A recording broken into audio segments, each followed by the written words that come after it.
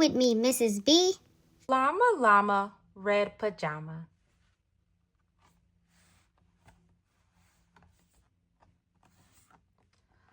Llama, llama, red pajama reads a story with his mama.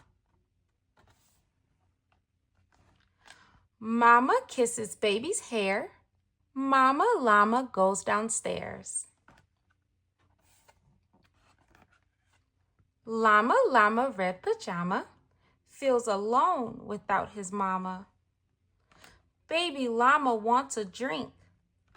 Mama's at the kitchen sink.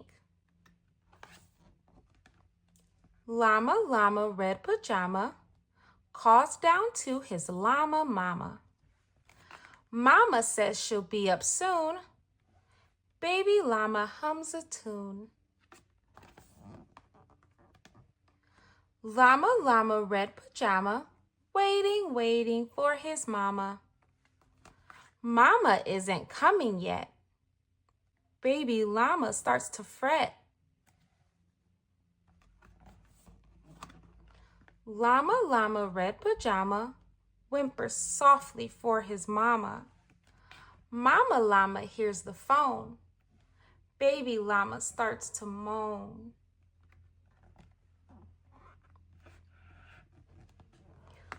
Llama, llama, red pajama listens quiet for his mama. What is Mama llama doing? Baby llama starts boo-hooing.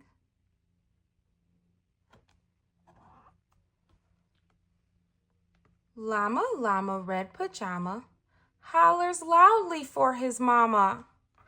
Baby llama stomps and pouts. Baby llama jumps and shouts. Llama, llama, red pajama in the dark without his mama. Eyes wide open, covers drawn. What if Mama llama's gone? Llama, llama, red pajama, weeping, wailing for his mama. Will his mama ever come? Mama llama, run, run, run!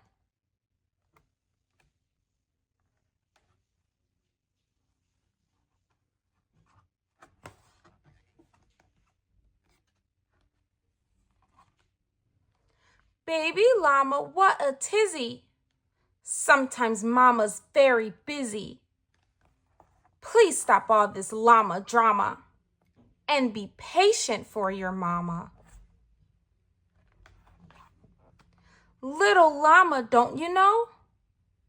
Mama llama loves you so.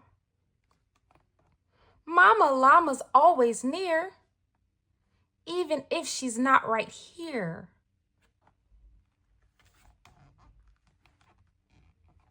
Llama, llama, red pajama gets 2 kisses from his mama. Snuggles pillow soft and deep. Baby llama goes to sleep. The end. Llama llama's little lie.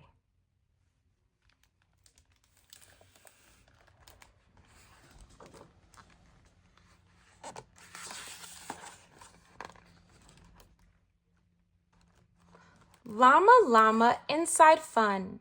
Mama working in the sun. Slip and zoom upon the floor. Whop with pillows, fun galore. Sprint up and slide down the stairs. Only when Mama is not there. Bounce on couch, stack some books. Swing from lamps, hang from hooks. Fun and games in the hall. Llama, llama, throw the ball. Llama, llama makes the pass. The bouncy ball hits the glass. Uh-oh, a giant crash. All at once, a great big smash. Mama llama's favorite frame, now in pieces. Such a shame. Mama's picture, what should we do? Run away to Kalamazoo? When she finds out, she'll be mad. Mama will think this is really bad. Llama, llama, feeling sad.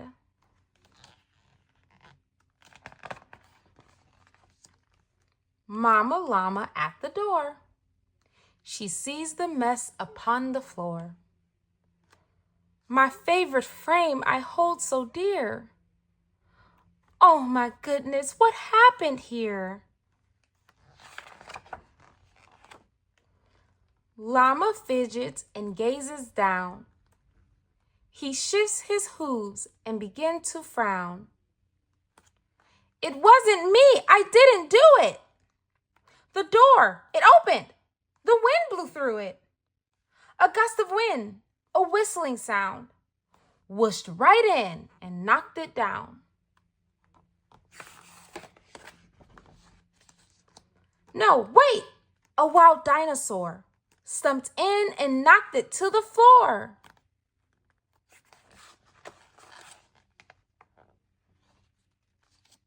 A rock! It fell out of the sky, crashed through the ceiling from way up high.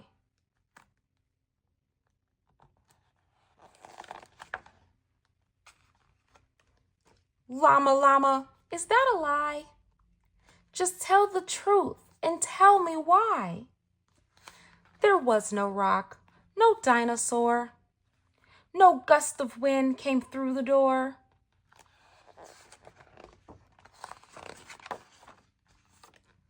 Llama, llama starts to cry. It's true, I told a lie. I'm sorry, Mama, I broke the frame. It was just a silly game.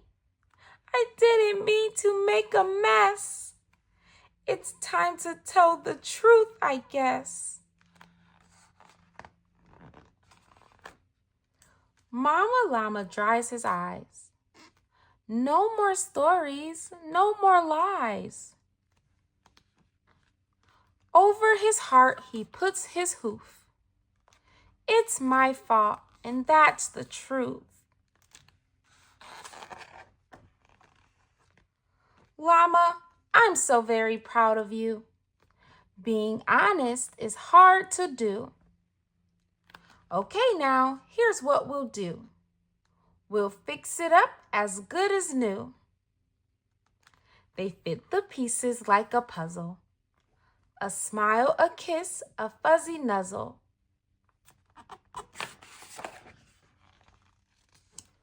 Outside with the ball, both of you.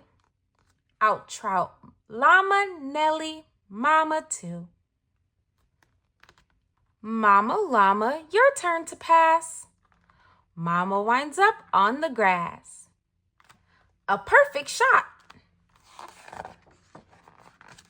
But through the glass. That's okay, we'll fix this too. All we need's a little glue. The end.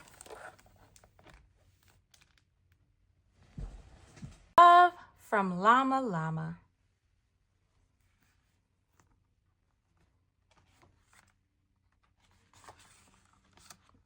Love is sunny mornings spent with Mama.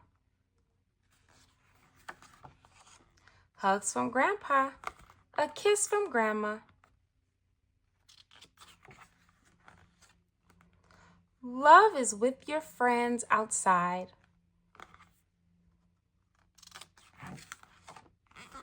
Up the ladder, down the slide. Love is for your teachers too.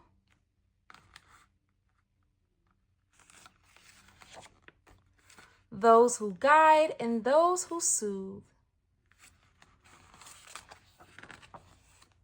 Love is for your fuzzy friend.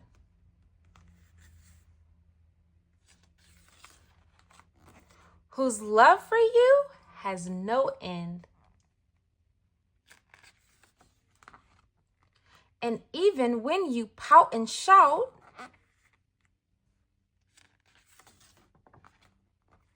love will be there, have no doubt. And when the sun sets down so low,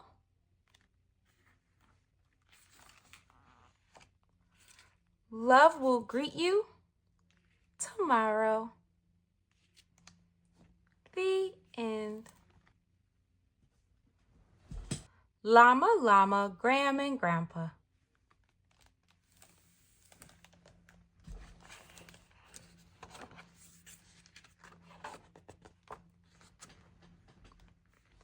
Llama, llama, big, big day. It's a first, a special stay. Pack up clothes and PJs tight. Llama's going overnight. Who will take good care of Llama? Llama, llama's Gram and Grandpa. Bag and Fuzzy in the car. Buckle up, the drive seems far. Hugs and kisses, big hellos. Mama loves you, off she goes. A glass of milk, a yummy snack. Now it's time to go unpack. Mama's picture in a frame. Different, also just the same.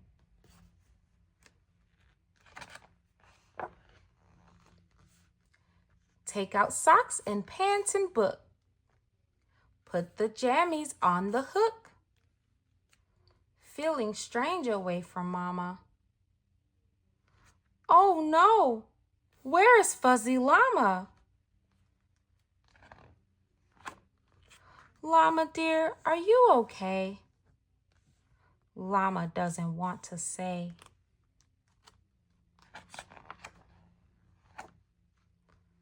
Grandma says, let's go outside. Climb on up, pretend to ride. Tractor, gardens, grass to mow. Llama's having fun, but oh, Fuzzy is still left at home. Maybe Fuzzy feels alone?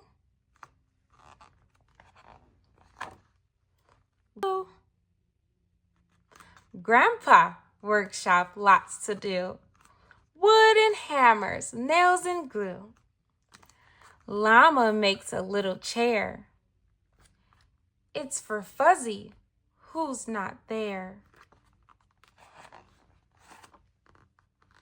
Time for dinner. Help get ready. Carry dishes, hold them steady. Grandma's house has different food. Something squishy, something stewed. Llama tries it, and it's good. Would you like more? Llama would. Dinner's over, time for bed. Llama wants to wait instead. Grandpa says, let's see the stars. Nighttime shows us where they are.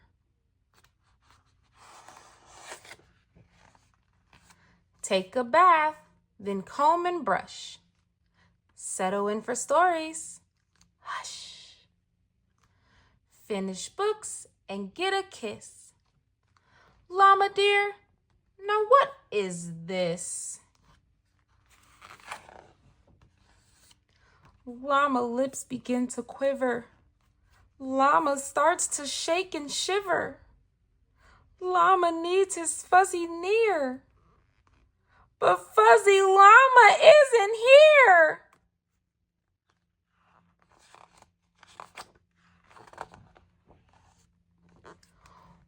Wait a minute, stay right here.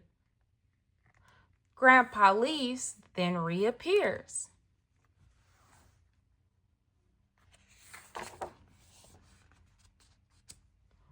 When Grandpa was a little boy, he also had a special toy.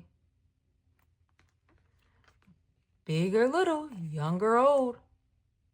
A llama needs someone to hold.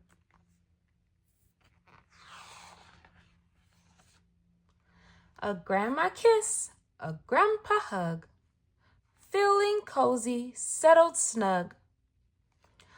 Llama's not alone. This is home. Away from home. The end. Llama loves to read.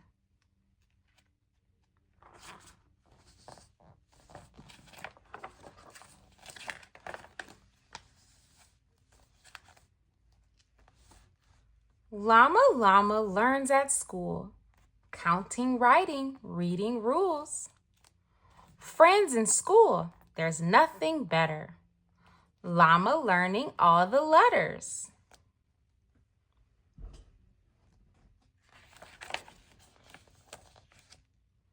Letters make a special set. That set is called the alphabet. Llama knows the first 1, 2, 3. He can say them A, B, C. And then there's D, and next an E. And on it goes to X, Y, Z. No two letters are the same, but every letter has a name. It can be said, it can be heard. Letters together make a word. Ant, bee, cat. Llama learning words. Some he's seen and some he's heard. Some he has to memorize with his brain and with his eyes. Llama knows that one. He can read it. This is fun.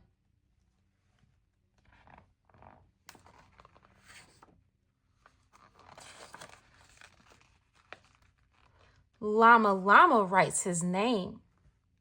And once again, just the same. First capital L, then lowercase l, then A-M-A. What do all these letters say?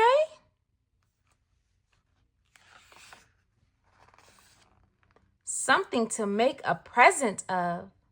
L-O-V-E. That spells love. Words make rhythm, words make rhyme. Words make books for story time. Words tell truth, words tell new things. Words make songs that we can sing. Words are the very best of presents. Words together make a sentence.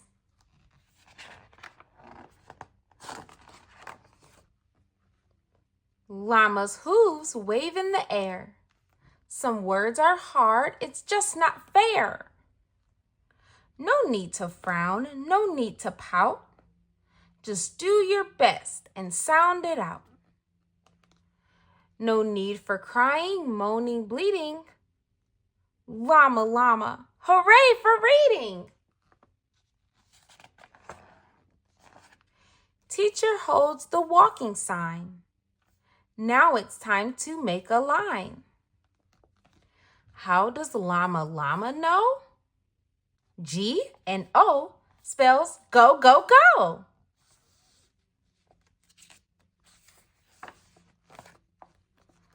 Lots of sentences, take a look. Strung together make a book. Look inside, oh what glory. All those words have made a story. Llama reads so many things. Fairy princess, pirate kings. Shiny knights and dragon fights. Under seas and up great heights.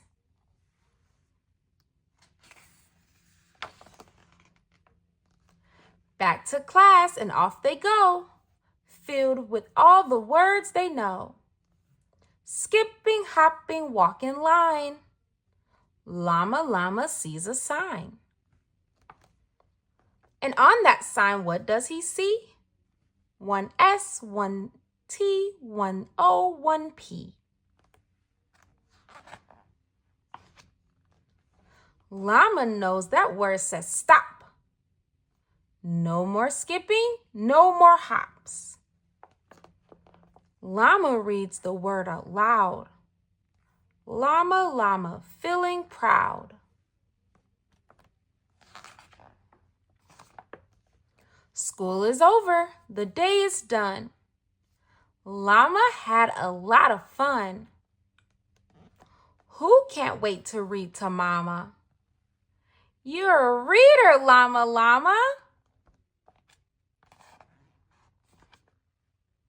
Words have magic power indeed. What else could a person need? Llama, llama loves to read. The end.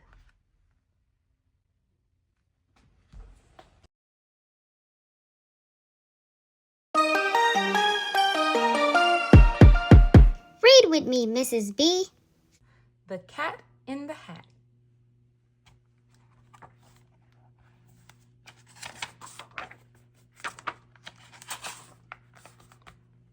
The sun did not shine. It was too wet to play. So we sat in the house all that cold, cold, wet day.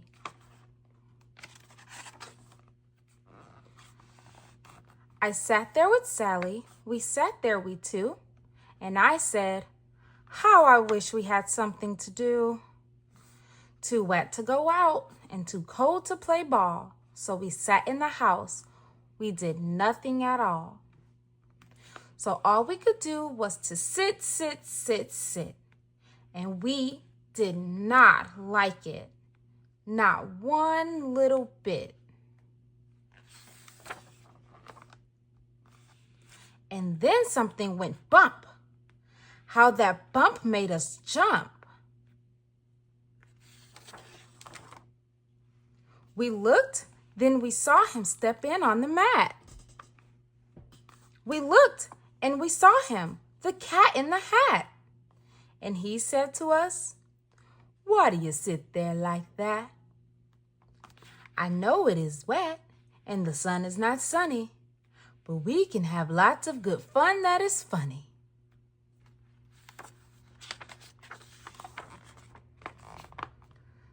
I know some good games we could play, said the cat.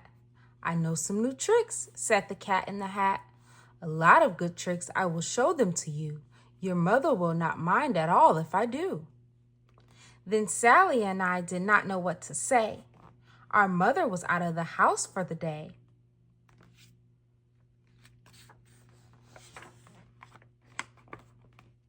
But our fish said, no, no, make that cat go away. Tell that cat in the hat you do not want to play. He should not be here. He should not be about.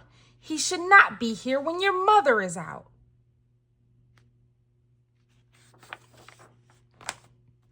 Now, have no fear, said the cat. My tricks are not bad, said the cat in the hat. Why, we can have lots of good fun if you wish, with a game that I call Up, Up, Up with a Fish. Put me down, said the fish. This is no fun at all. Put me down, said the fish. I do not wish to fall.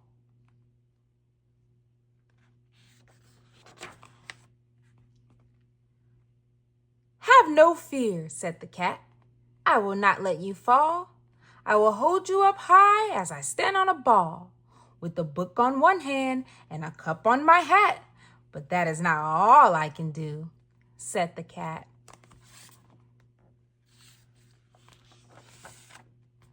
Look at me now, said the cat. With a cup and a cake on top of my hat, I can hold up 2 books. I can hold up the fish and a little toy ship and some milk on a dish. And look, I can hop up and down on the ball. And that is not all. Oh no, that is not all. Look at me, look at me, look at me now. It is fun to have fun, but you have to know how. I can hold up the cup and the milk and the cake. I can hold up these books and the fish on a rake. I can hold the toy ship and a little toy man. And look, with my tail, I can hold a red fan. I can fan with the fan as I hop on the ball. And that is not all. Oh no, that is not all.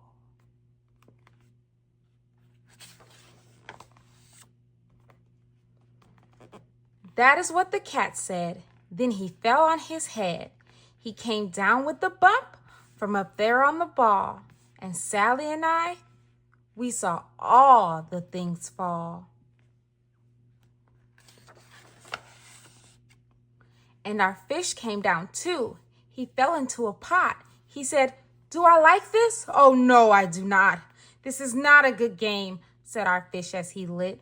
"No, I do not like it, not one little bit."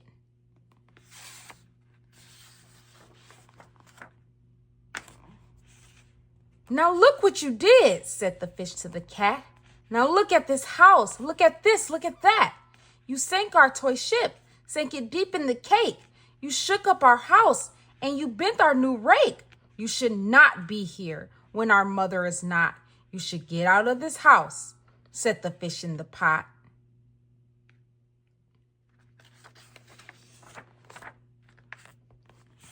"But I like to be here. Oh, I like it a lot," said the cat in the hat to the fish in the pot.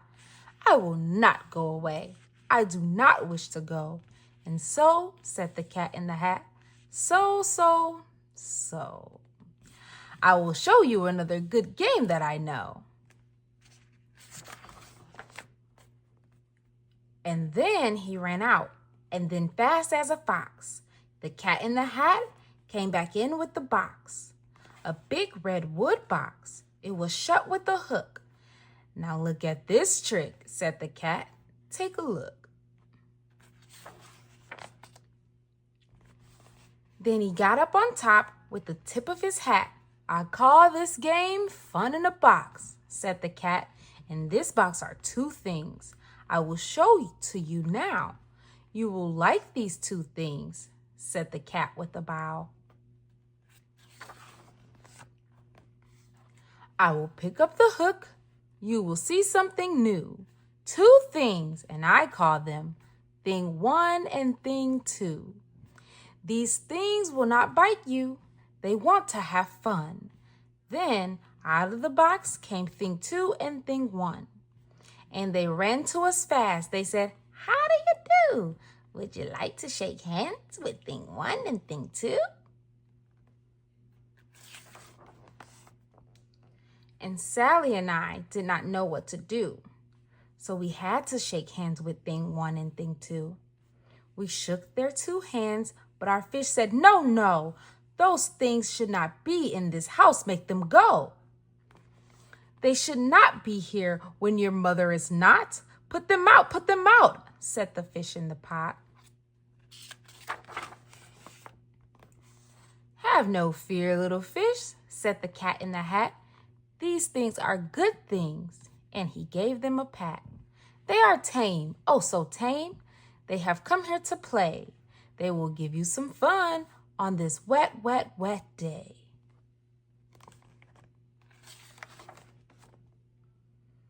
"Now here is a game that they like," said the cat. "They like to fly kites," said the cat in the hat. "No, not in the house," said the fish in the pot. "They should not fly kites in a house. They should not. Oh, the things they will bump. Oh, the things they will hit. Oh, I do not like it, not one little bit." Then Sally and I saw them run down the hall. We saw those two things bump their kites on the wall. Bump, thump, thump, bump, down the wall in the hall. Thing 2 and Thing 1, they ran up, they ran down. On the string of one kite, we saw Mother's new gown. Her gown with the dots that are pink, white, and red. Then we saw one kite bump on the head of her bed.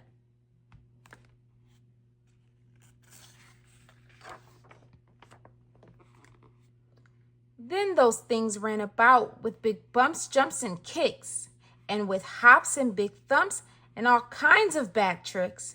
And I said, I do not like the way that they play.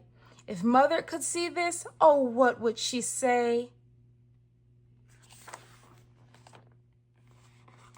Then our fish said, look, look, and our fish shook with fear. Your mother is on her way home. Do you hear? Oh, what will she do to us? What will she say? Oh, she will not like it to find us this way.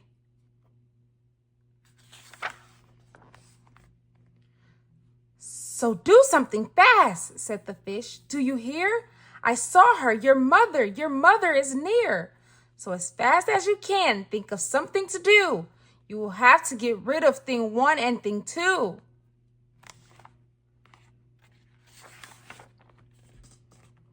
So as fast as I could, I went after my net. And I said, with my net, I can get them, I bet. I bet with my net, I can get those things yet.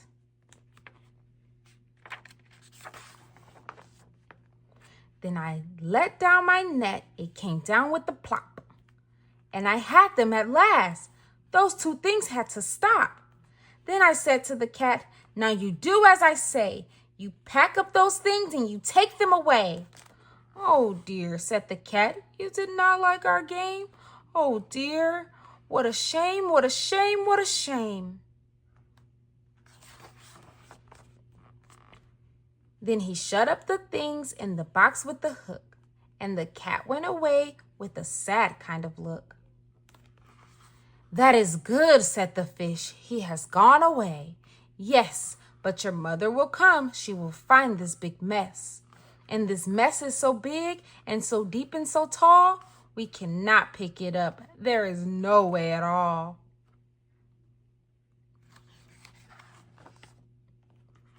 And then, who was back in the house? Why, the cat. Have no fear of this mess, said the cat in the hat. I always pick up all my playthings, and so I will show you another good trick that I know.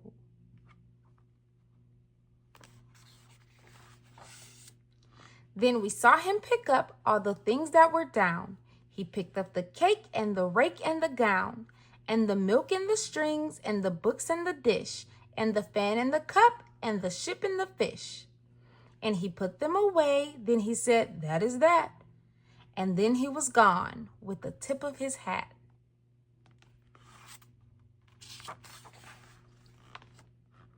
Then our mother came in, and she said to us two, did you have any fun? Tell me, what did you do? And Sally and I did not know what to say. Should we tell her the things that went on there that day? Should we tell her about it? Now, what should we do? Well, what would you do if your mother asked you? The end. Green eggs and ham.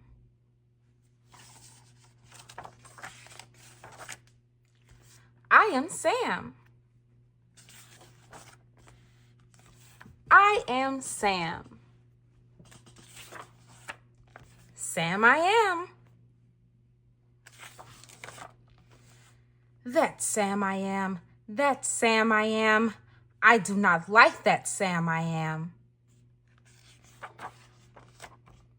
Do you like green eggs and ham? I do not like them, Sam I am. I do not like green eggs and ham.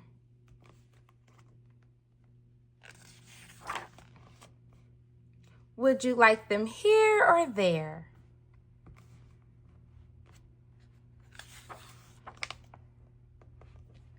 I would not like them here or there.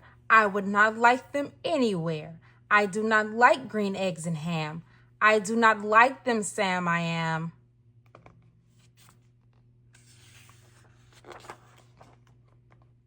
Would you like them in a house? Would you like them with a mouse?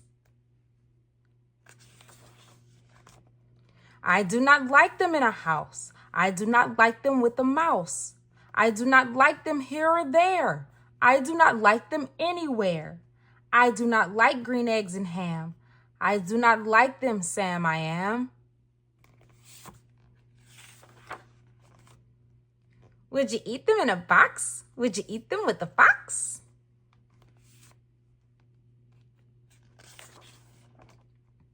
Not in a box, not with a fox. Not in a house, not with a mouse. I will not eat them here or there. I would not eat them anywhere. I would not eat green eggs and ham. I do not like them, Sam, I am. Would you? Could you? In a car? Eat them, here they are. I would not, could not in a car. You may like them, you will see. You may like them in a tree.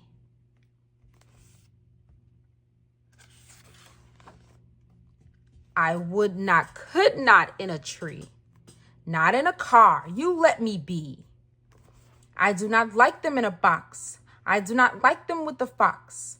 I do not like them in a house. I do not like them with a mouse. I do not like them here or there. I do not like them anywhere. I do not like green eggs and ham. I do not like them, Sam, I am. A train, a train, a train, a train. Could you, would you, on a train?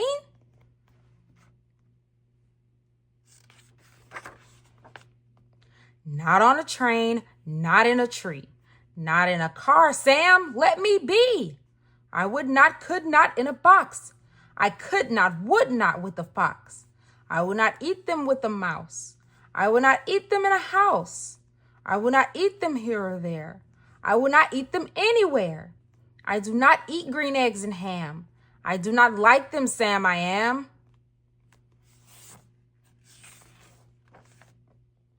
Say, in the dark? Here, in the dark. Would you, could you, in the dark? I would not, could not, in the dark. Would you, could you, in the rain? I would not, could not, in the rain. Not in the dark, not on a train. Not in a car, not in a tree. I do not like them, Sam, you see? Not in a house, not in a box. Not with a mouse, not with a fox. I will not eat them here or there. I do not like them anywhere. You do not like green eggs and ham? I do not like them, Sam, I am. Could you, would you, with a goat? I would not, could not with a goat.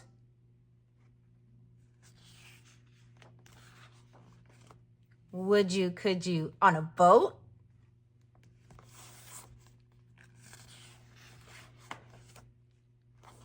I could not, would not on a boat. I will not with a goat. I will not eat them in a train, in the rain. I will not eat them on a train. Not in the dark, not in a tree, not in a car, you let me be. I do not like them in a box. I do not like them with a fox. I will not eat them in a house. I do not like them with a mouse. I do not like them here or there. I do not like them anywhere. I do not like green eggs and ham. I do not like them, Sam, I am.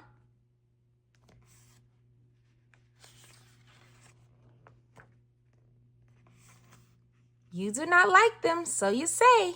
Try them, and you may. Try them, and you may, I say.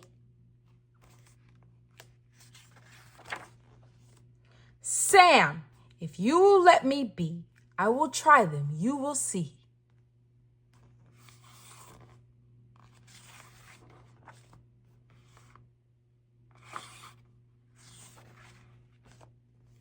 Say, I like green eggs and ham. I do. I like them, Sam, I am. and I would eat them in a boat, and I would eat them with a goat. And I will eat them in the rain, and in the dark, and on a train, and in a car, and in a tree. They are so good, you see. So I will eat them in a box, and I will eat them with a fox, and I will eat them in a house, and I will eat them with a mouse, and I will eat them here or there. Say, I will eat them anywhere.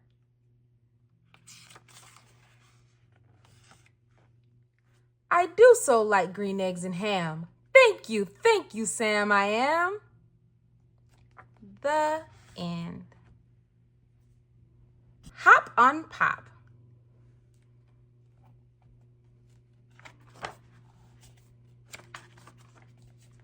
Up, pup.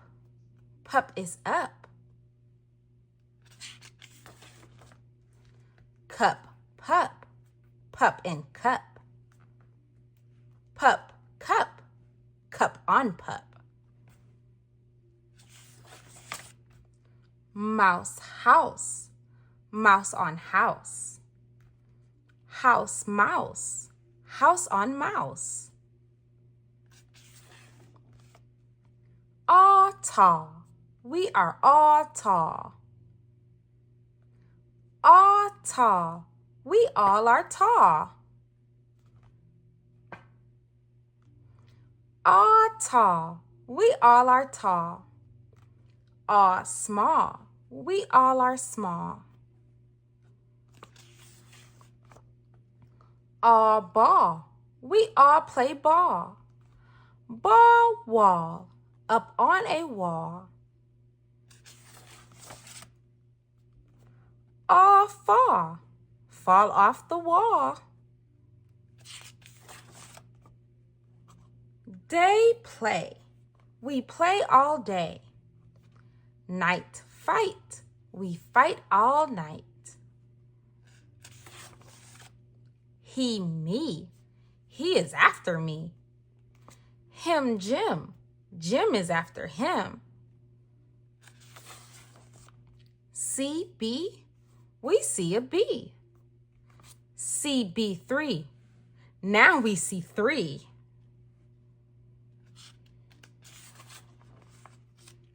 Three, tree. 3 fish in a tree. Fish in a tree? How can that be?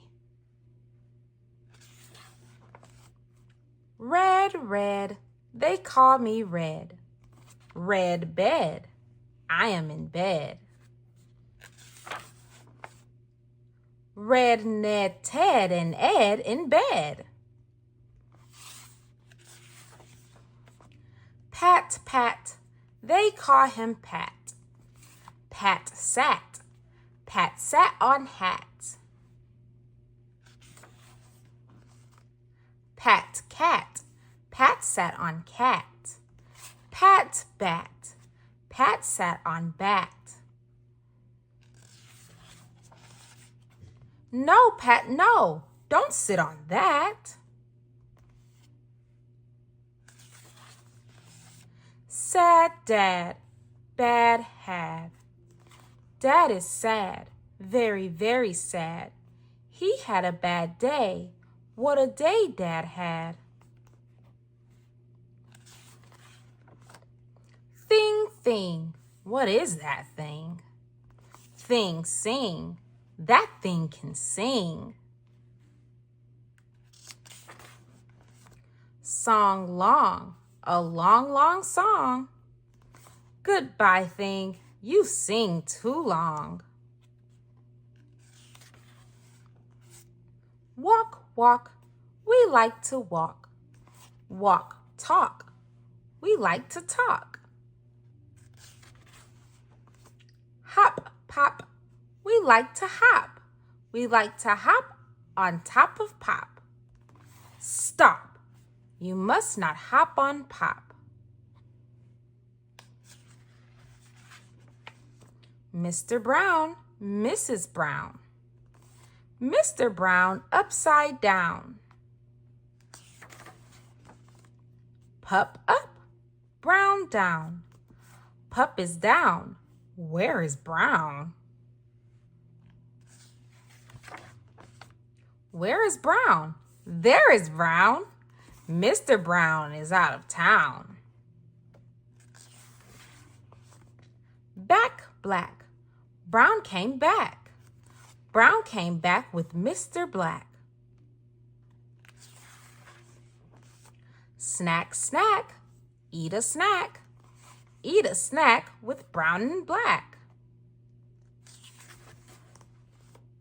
Jump, bump.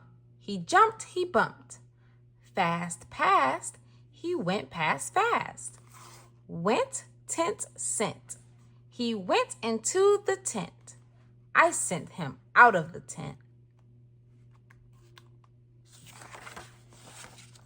Wet, get. Two dogs get wet. Help, yelp. They yelp for help.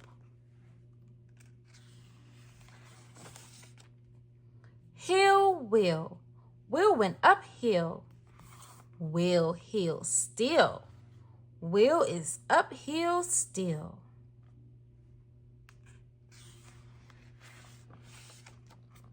Father, mother, sister, brother. That one is my other brother.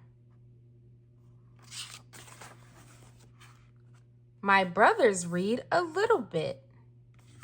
Little words like if and it.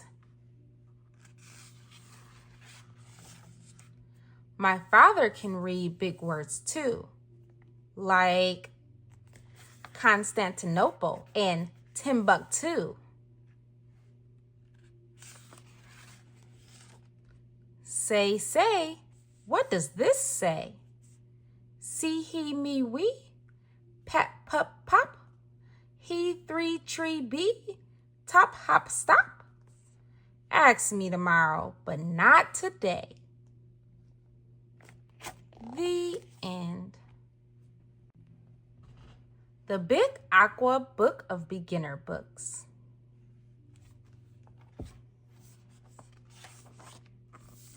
There's a wocket in my pocket.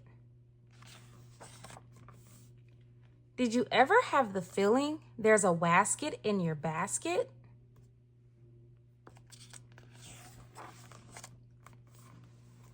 Or a neuro in your bureau? Or a wasset in your closet? Sometimes I feel quite certain there's a jerkin in the curtain. Sometimes I have the feeling there's a zlock behind the clock.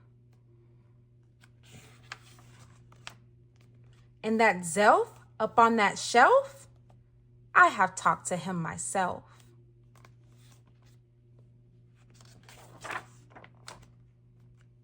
That's the kind of house I live in. There's a nink in the sink and a zamp in the lamp. And they are rather nice, I think. Some of them are very friendly, like the yacht in the pot. But that yottle in the bottle, some are friendly, some are not. I like the Zabel on the table and the Gare under the chair. But the Bofa on the sofa, well, I wish he wasn't there.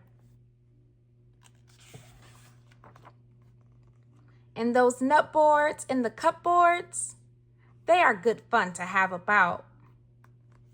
But that toothbrush on my toothbrush, him, I could do without.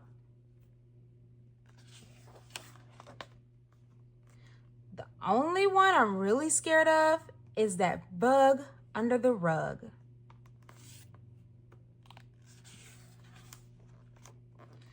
And that quimney up the chimney. I don't like him not at all. And it makes me sort of nervous when the Zaw scoots down the hall. But the Yeps on the steps, they are great fun to have around. And so are many, many other friends that I have found.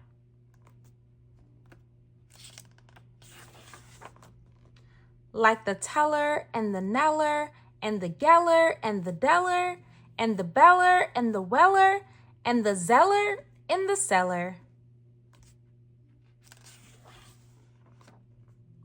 And the geeling on the ceiling and the zower in my shower. And the Zillow on my pillow. I don't care if you believe it. That's the kind of house I live in, and I hope we never leave it. The end. The Cat in the Hat comes back. This was no time for play. This was no time for fun. This was no time for games. There was work to be done. All that deep, deep, deep snow, all that snow had to go. When our mother went down to the town for the day, she said, "Somebody has to clean all this away."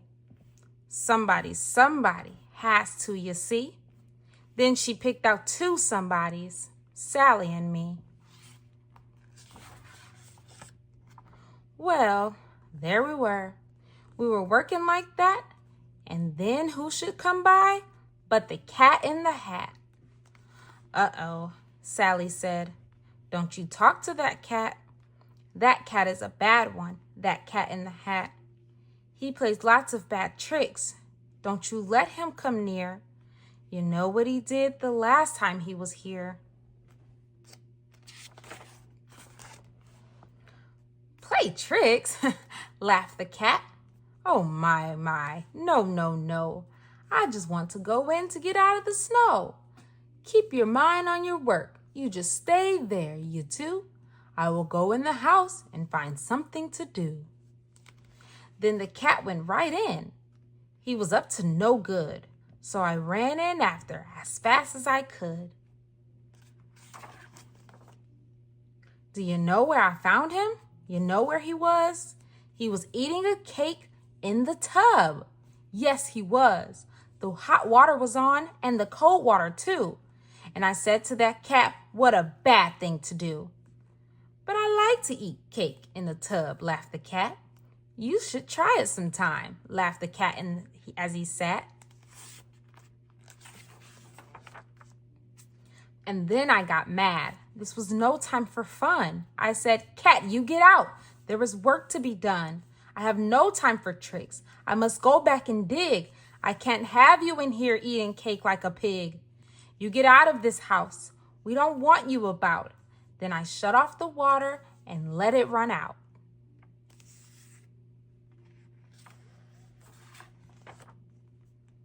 The water ran out, and then I saw the ring.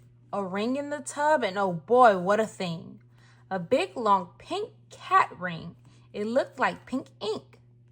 And I said, "Will this ever come off? I don't think." "Have no fear of that ring," laughed the Cat in the Hat.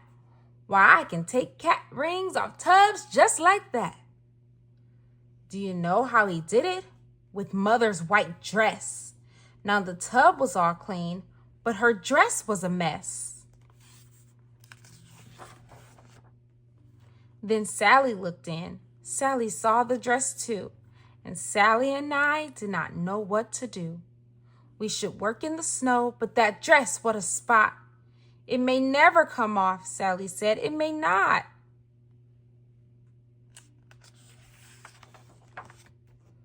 But the cat laughed. "Oh, I can make that spot go. The way I take spots off dress is just so." "See here," laughed the cat. "It is not hard at all. The thing that takes spots off a dress is a wall." Then we saw the cat wipe the spot off the dress. Now the dress was all clean, but the wall, what a mess. "Oh, wall spots," he laughed. "Let me tell you some news. To take spots off a wall, all I need is 2 shoes. Whose shoes did he use? I looked and saw whose. And I said to the cat, "This is very bad news. Now the spot is all over Dad's $10 shoes.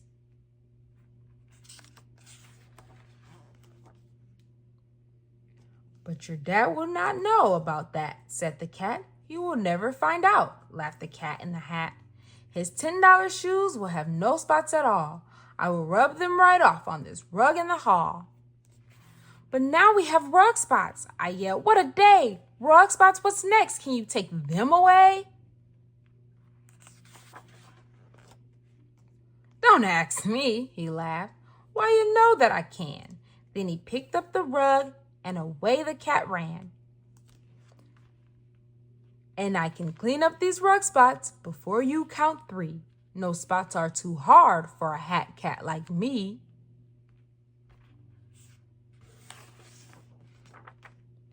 He ran into Dad's bedroom, and then the cat said, It is good that your dad has the right kind of bed. Then he shook the rug, crack! Now the bed had the spot.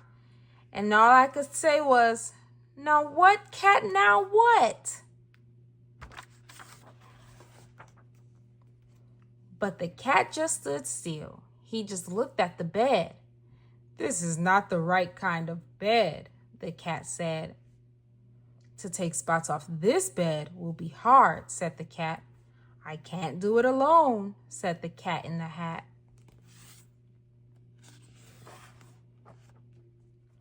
It is good I have someone to help me, he said, right here in my hat, on the top of my head. It is good that I have him here with me today. He helps me a lot. This is Little Cat A.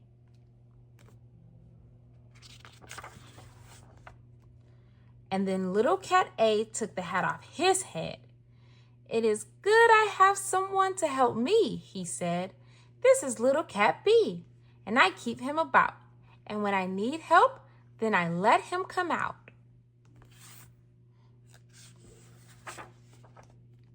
And then B said, I think we need Little Cat C. That spot is too much for the A cat and me. But now have no fear, we will clean it away. The 3 of us, Little Cats B, C, and A. Come on, take it away, yelled Little Cat A. I will hit that old spot with this broom, do you see? It comes off the old bed. It goes on the TV. And then Little Cat B cleaned up the TV. He cleaned it with milk, put the spot in a pan, and then C blew it out of the house with a fan. But look where it went, I said. Look where it blew. You blew the mess out of the house, that is true. But now you made snow spots. You can't let them stay. Let us think about that now, said C, B, and A.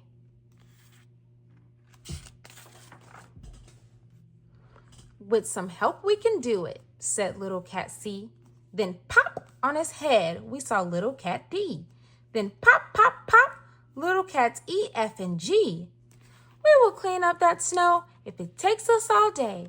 If it takes us all night, we will clean it away, said Little Cats G, F, E, D, C, B, A.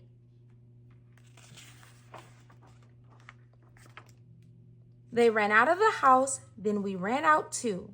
And the big cat laughed. Now you will see something new. My cats are all clever. My cats are good shots. My cats have good guns. They will kill all those spots. But this did not look very clever to me. Kill snow spots with pop guns? That just could not be. All this does is make more spots, we yelled at the cat. Your cats are no good. Put them back in your hat. Take your little cats, G, F, E, D, C, B, A. Put them back in your hat and you take them away. Oh no, said the cat. All they need is more help. Help is all that they need. So keep still and don't yelp. Then Little Cat G took the hat off his head. I have Little Cat H here to help us, he said. Little Cats H, I, J, K, L, and M. But our work is so hard, we must have more than them. We need little cat N. We need O, we need P. We need little cats Q, R, S, T, U, and V. Come on, kill those spots. Kill the mess, yelled the cats. And they jumped at the snow with long rakes and red bats. They put it in pails and they made high pink hills. Pink snowmen, pink snowballs, and little pink pills. Oh, the things that they did, and they did them so hard. It was all one big spot now, all over the yard. But the big cat stood there, and he said, "This is good. This is what they should do." And I knew that they would. With a little more help, all the work will be done. They need one more cat, and I know just the one. Look close in my hand. I have little cat V. On his head are cats W, X, Y, and Z. Z is too small to see, so don't try. You cannot, but Z is the cat who will clean up that spot.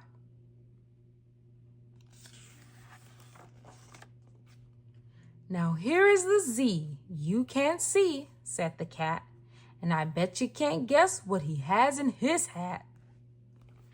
He has something called Voom. Voom is so hard to get. You never saw anything like it, I bet.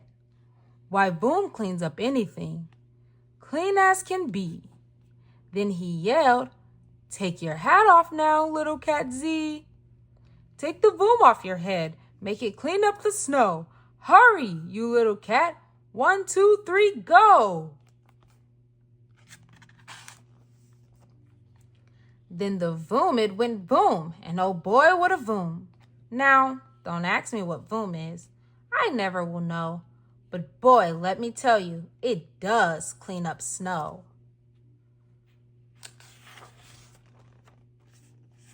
So you see, laughed the cat, now your snow is all white. Now your work is all done. Now your house is all right. And you know where my little cats are? Said the cat. That boom blew my little cats back in my hat. And so, if you ever have spots now and then, I will be very happy to come here again.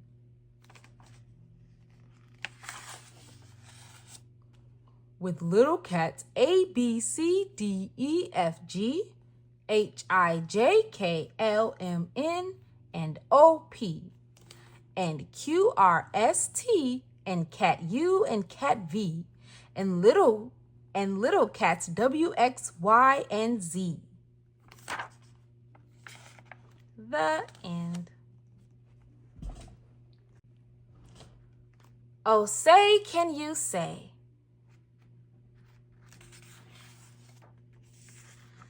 Said a book reading parrot named Hooey. The words in this book are all phooey. When you say them, your lips will make slips and backflips, and your tongue may end up in St. Louis. Do you like fresh fish? It's just fine at Finny's Diner. Finny also has some fresher fish that's fresher and much finer. And his best fish is his freshest fish. And Finny says with pride, "The finest fish at Finny's is my freshest fish French fried." So, don't order the fresh or the fresher fish at Finny's. If you're wise, you'll say, "Fetch me the finest French fried freshest fish that Finny fries." We have a dinosaur named Den. Den's thin. Den doesn't have much skin, and the bones fall out of his left front shin. Then we have to call in Piner Blinn, who comes with his handy shin pin bin. And with a thin Blinn shin bone pin, Blinn pins Den's shin bones right back in.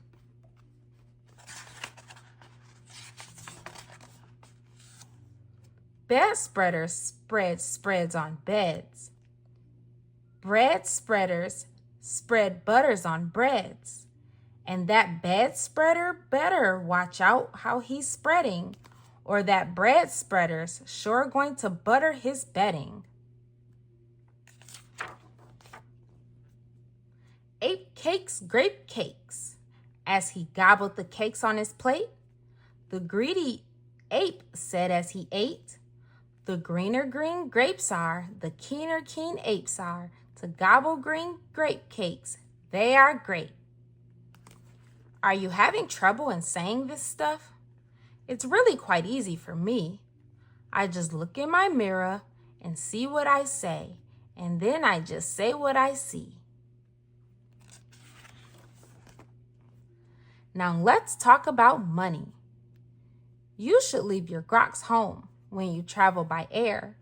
If you take him along, they charge double the fare. And your grox must be packed and locked up in a grox box, which costs much, much more than a little old fox box. So it heaps a lot cheaper to fly with your foxes than waste all that money on boxes for groxes. And what do you think costs more? A simple thimble or a single shingle? A simple thimble could cost less than a single shingle would, I guess. So I think that the single shingle should cost more than the simple thimble would.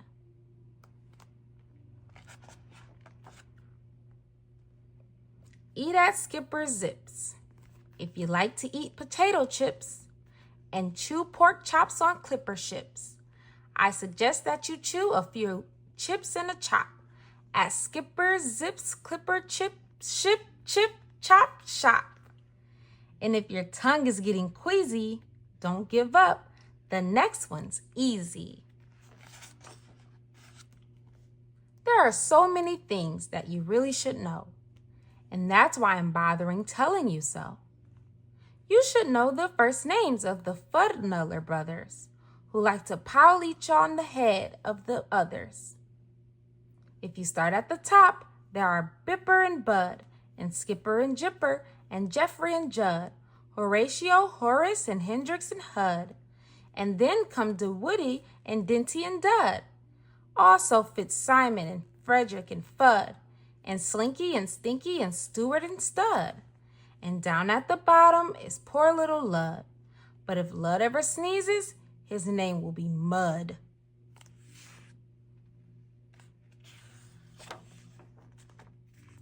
Quack, quack, we have 2 ducks, one blue, one black. And when our blue duck goes quack, quack, our black duck quickly quack, quacks back. The quack's blue quacks make her quite a quacker, but black is a quicker quacker backer. And speaking of quacks, reminds me of cracks and stacks and sacks and shacks and snacks. So, oh say, can you say, I have cracks in my shack. I have smoke in my stack, and I think there's a snack in the sack on my back.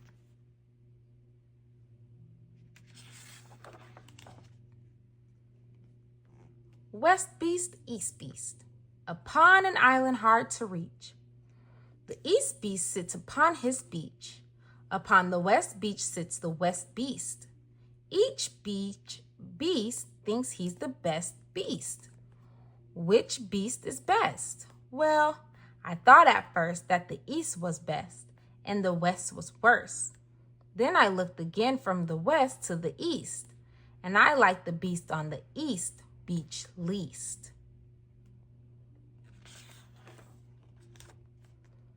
Pete pats pigs. Pete Briggs pats pigs. Briggs pats pink pigs. Briggs pats big pigs. Don't ask me why, it doesn't matter. Pete Briggs is a pink pig, big pig patter.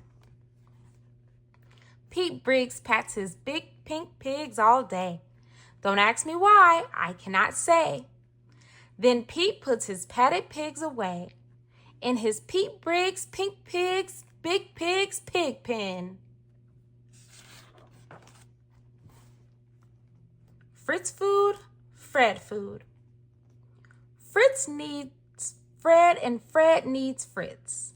Fritz feeds Fred and Fred feeds Fritz. Fred feeds Fritz with Ritzy Fred food. Fritz feeds Fred with Ritzy Fritz food. And Fritz, when fed, has often said, Fred fed Fritz. Fred's a Fritz fed Fred. How to tell a klotz from a glotz? Well, the glotz, you will notice, has lots of black spots. The klotz is quite different with lots of black dots. But the big problem is that the spots on a glotz are the same size as the dots on a klotz. So you first have to spot who the one with the dots is. Then it's easy to tell who the klotz or the glotz is. What would you rather be when you grow up? A cop in a cop's cap? Or a cupcake cook in a cupcake cook's cap? Or a fat flapjack flapper in a flat flapjack cap?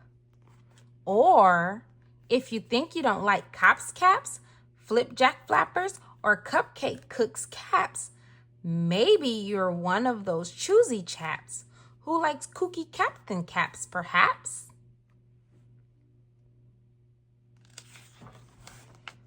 More about Blinn. Well, when Blinn comes home tired from his work pinning shins, the happiest hour of old Blinn's day begins. Mr. Blinn is the father of a musical twins, who, tucking twin instruments under twin chins, lulled their daddy to sleep with twin Blinn violins. And, oh say can you say, far away in Berlin, a musical urchin named Gretchen von Schwinn has a blue-footed, true-footed, trick-fingered, slick-fingered, six-fingered, six-stringered, 10-Schwinn mandolin.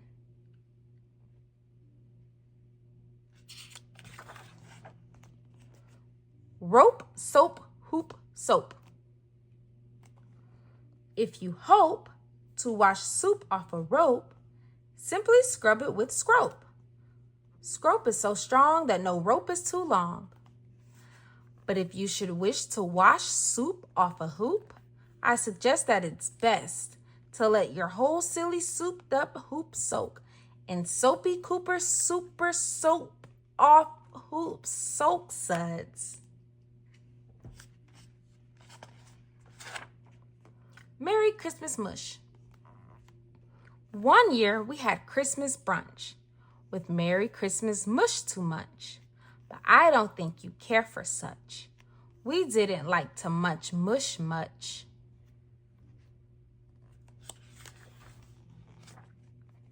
And speaking of Christmas, here are some great gifts to give your daddy. If your daddy's name is Jim, and if Jim swims, and if Jim's slim, the perfect Christmas gift for him is a set of Slim Jim swim fins. But if your daddy's name is Dwight, and he likes to look at birds at night, the gift for Dwight that might be right is a bright Dwight bird flight, night sight light.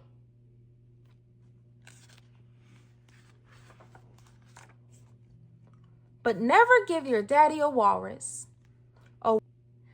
A walrus with whiskers is not a good pet, and a walrus which whispers is worse even yet. When a walrus lifts whispers through tough, rough, wet whiskers, your poor daddy's ears will get blispers and bliskers. And that's almost enough, or such stuff for one day. One more and you're finished, oh say can you say.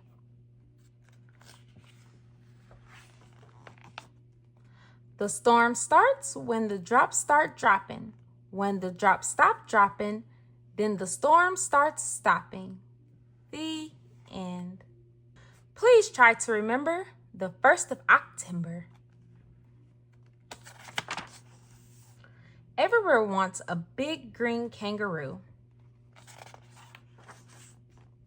Maybe perhaps you would like to have two. I want you to have them. I'll buy them for you. if you'll wait till the 1st of October.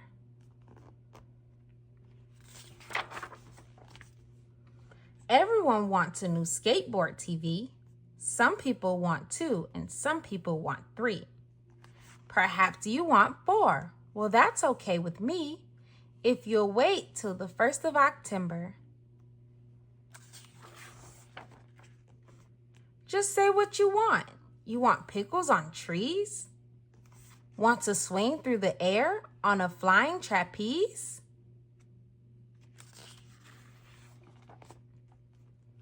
Just say what you want, and whatever you say, you'll get on October the 1st.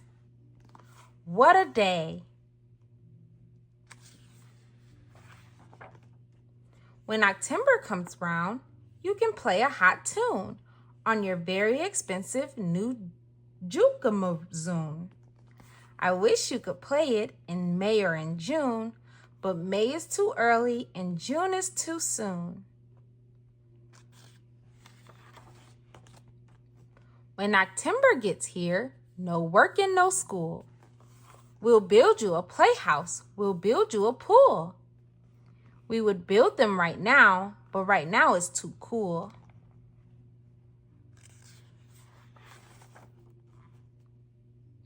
And we'll buy you a wonderful Jeep-a-Fly kite.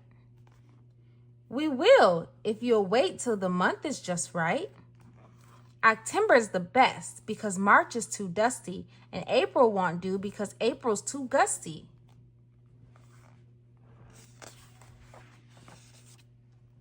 What more do you want? Do you and your dog want more time to relax? Less time on your feet and more time on your backs? More time in the air and less time on the ground? You'll get it as soon as October comes round.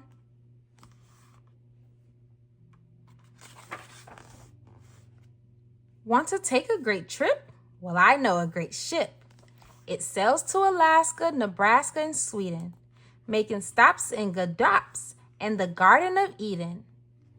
And it sails on the 1st of October. What else do you want? Want to play a new sport? In October, we'll build you a Hocksocker court.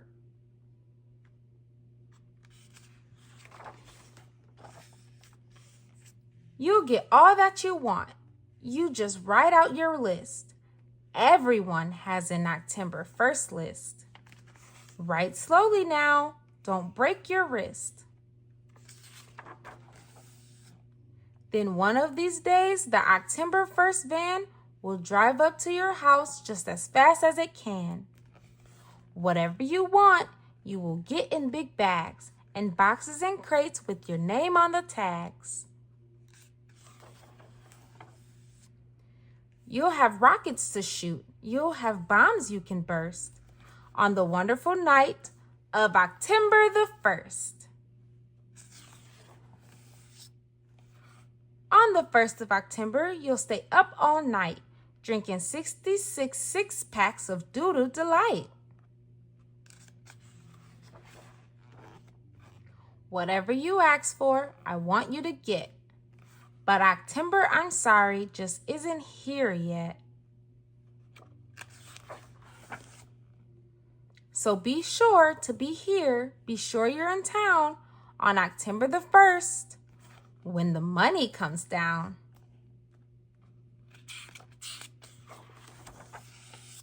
It doesn't come down much in March or November or even September or in August, October, July, or December.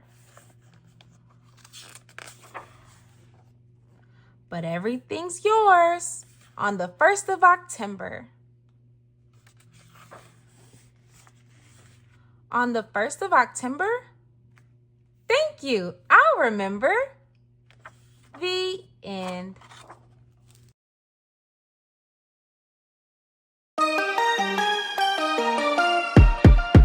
Read with me, Mrs.B. Happy Halloween, Paw Patrol. The lookout is decorated in purple, orange, and green. Chase and Liberty are in costume. What could it mean? Marshall is wearing very curious attire.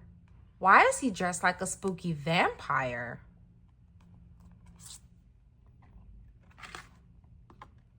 Sky's pointy hat has plenty of stars. And Rubble's a pirate who keeps saying, "Arr."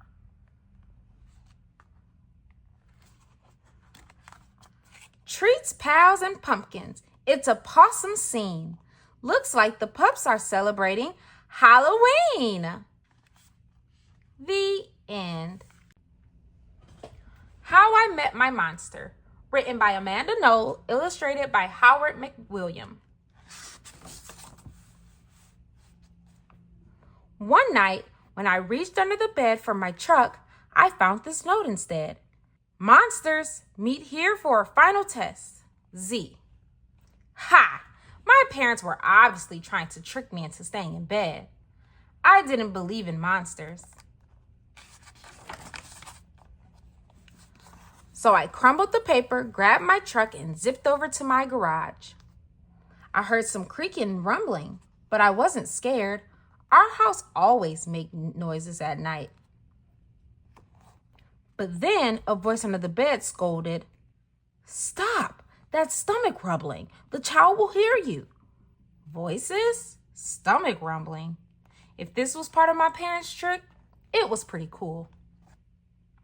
I peered into the inky blackness. 5 pair of eyes blinked back. "See? Now he knows we're here," the voice sighed. "One of you has broken monster rule number 1. Maintain the element of surprise." This is no trick, I thought. There are monsters under my bed. A long-necked yellow monster slid out, followed by 4 little monsters. Rule number 2.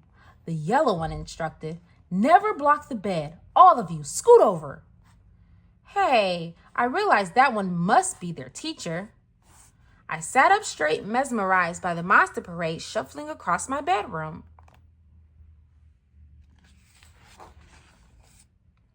"That's better," the teacher monster said.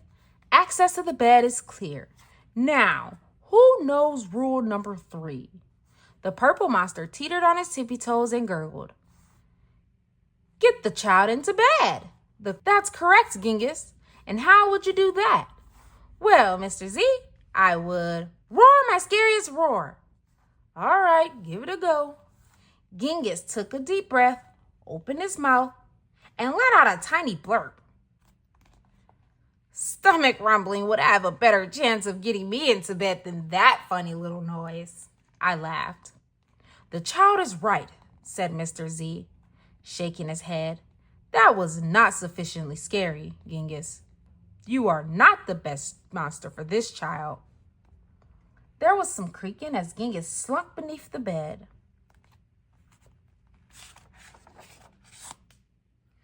Before I could investigate where Genghis had gone, Mr. Z asked, "Now, who wants to try to get the child into bed?"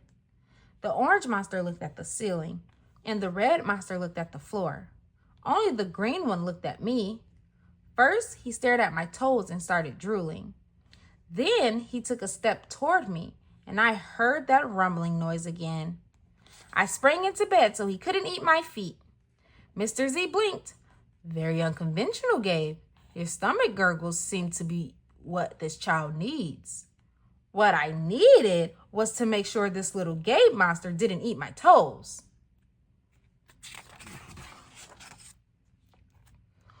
Right, you three. The child is now in bed, said Mr. Z. As every monster knows, the ultimate objective is rule number 4. Who can tell me what that is? The orange monster bounced and squeaked. Keep the child in bed until it falls asleep. Correct, Morgan.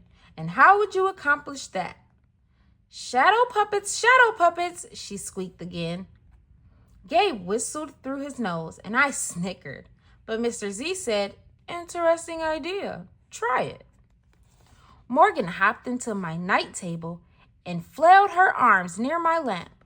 Silly shadows blobbed onto the wall, and a cloud of fluffy fur tickled my nose.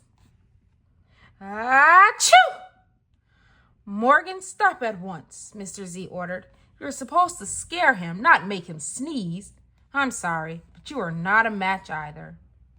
Morgan's arm flopped to her side, and she scuttled under my bed. There was some more creaking, and Morgan was gone. After all that sneezing, I really needed a tissue. Suddenly, a huge shadow of uncut claws loomed across my room. Awesome, I thought, and kind of scary. I froze in place. Powerful performance, Gabe, said Mr. Z. But do either of you see a problem? Oh, I know, chirped the red monster. The child is out of bed again. Correct, Abigail, Mr. Z continued. And one of you must get him back in. Let's revisit rule number 1. Maintain the element of surprise. All at once, poof, the monsters vanished. Then I heard more rumbling. Were they hiding in my closet making noises to scare me? Ha, no. It was only my stomach grumbling. All this excitement was making me hungry. I tiptoed past the closet and peeked out the door. So far, so good. No monsters. Then I stepped over the squeaky stair and sneaked down to the kitchen. As I reached into the pantry, I heard some chattering behind me. I sure hoped it wasn't that toe-loving Gabe.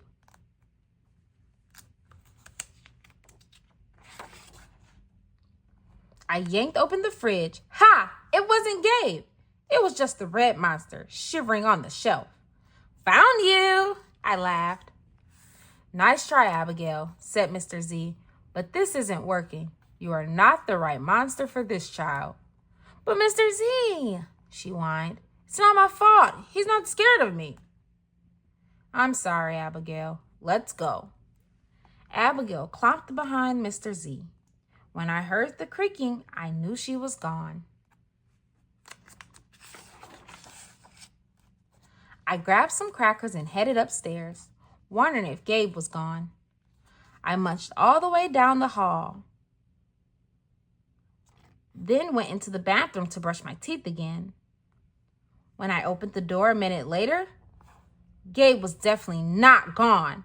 He was right there, and he was huge.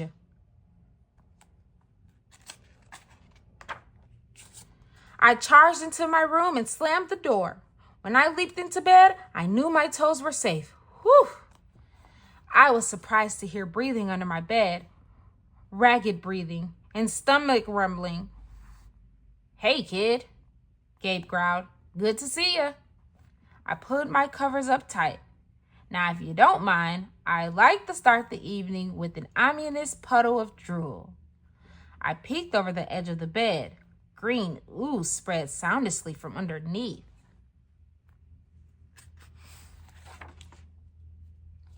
Then the bed quivered as Gabe unfurled his spiked tail.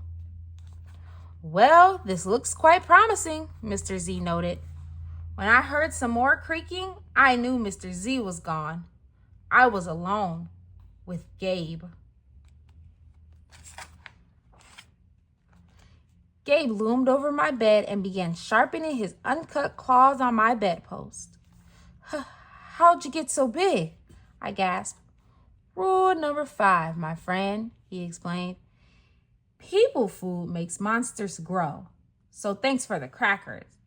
Got any toes I can munch? I scrunched in my feet so Gabe couldn't get them. This was way better than playing with trucks. No toes tonight, but you can have this, I offered, tossing a stuffed monster off the bed. Gabe dove for it. His soft, comforting snorts filled the room as he snuffled the toy. I shivered. Kid, I think this is the beginning of a beautiful friendship. No other monster can scare me like you, I giggled. Gabe was the monster for me. His snorts and oohs were perfect. I yawned, then shivered again. I was asleep in no time. The end. A Big Night in Booville by Slade Stone, illustrated by John Jordan and Jerry Brent Dillingham. It's a big night in Booville, cheered Wilson as he hopped out of bed. And it was. It was Halloween. But more importantly, oh, much more importantly, it was Wilson's birthday. Wilson straightened his wraps. Then, in the wee hours of the morning, he hurried over to Frank Jr.'s house. "Hey, tonight's a big night," exclaimed Wilson when Frank Jr. opened the door. "Indeed," said Frank Jr. "It's a night of shenanigans and sweet confections and—" "No, started Wilson. "He means trick and treats," said Francine as she came waltzing up to the door. "I don't know why you use such big words, Frankie." "It's Frank Jr., if you please," he stated. "Okay, Frank Jr., Mr. Smarty," Francine smirked. "Well, hello, Wilson. You look frightfully handsome for Booville's big night."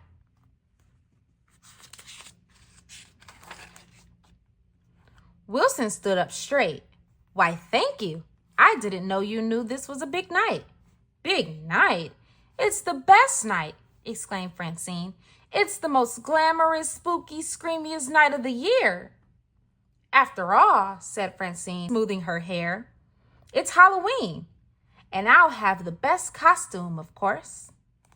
"Oh, of course, Halloween," Wilson said droopily. "That's why it's a big night."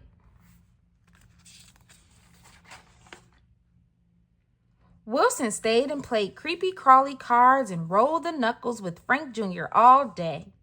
And not once did Frank Jr. say happy birthday to Wilson. It was definitely time to go. "Say, what are you going to be tonight, Frank Jr.?" asked Wilson. "I've decided to don the look of a mad scientist. That way I can wear the new wig I created out of polymorpho fibers. It glows in the dark." "What are you going as?" "I don't know," sighed Wilson. "Maybe a ghost, maybe a fish. I better go home and think about it. I'll see ya." "Goodbye. I'll see you tonight for Halloweening," called Frank Jr. "I'll see you too, Wilson." "I'll be with Frankie," sang out Francine. "It's Frank Jr.," he grumbled. Wilson kicked the bone down the sidewalk. "My very best friend, my best friend forgot this is my birthday. How could anyone forget that my birthday is Halloween? Every year my friends throw me a party, and here it is, the very day, the big day, and no party plans." Wilson sat down on the grass and wiped his eyes. Then he did what he always did when he needed to think. He wrote himself some notes. He felt lonely and forgotten. Wasn't there anyone who remembered that this was his birthday?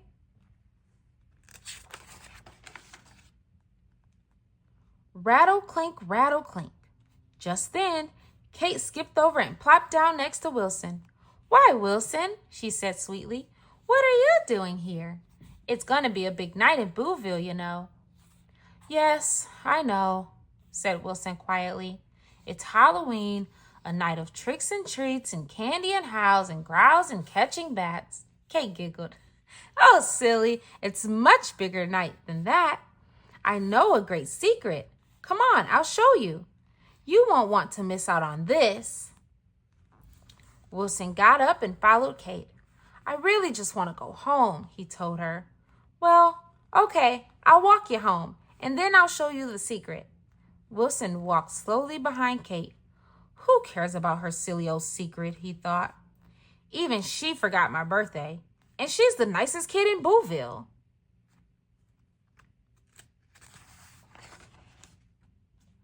As Wilson came up to his own front door, it slowly creaked open. And out popped a mad scientist, a movie star, and a wolfman. "Surprise! Happy birthday!" "That's the secret," giggled Kate. We're throwing the party at your house this year. Yeah, what took you so long? Said Denton. Open your presents and cut the cake.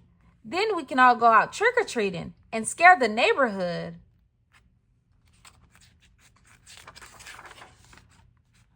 It was a wonderful party with streamers and cake and punch and presents to unwrap. Wow, it was a great big night in Booville. The end.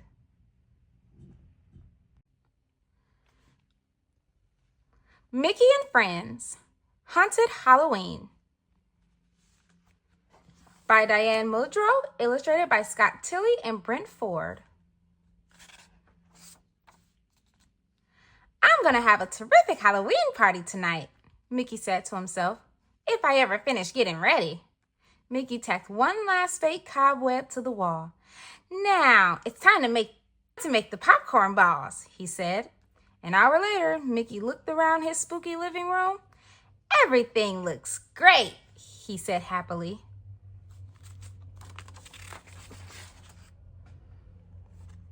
Mickey glanced at the clock. Golly, he added, it's almost time for the party, and I haven't put my costume together yet. Mickey knew he had an old pirate costume tucked away somewhere in the attic. Up a creaky ladder he headed, into the dark attic. Now, just where did I put that costume? Mickey wondered. As soon as he switched on the light, thunder crashed outdoors. Lightning flickered across the sky. Then out went the attic light. Oh dear, Mickey said as he stumbled around in the dark. Luckily, the light quickly came back on again. Thank goodness, Mickey said. Achoo! There's an awful lot of dust up here. Finally, Mickey found the old trunk he's been looking for. I'll bet my pirate costume's in here.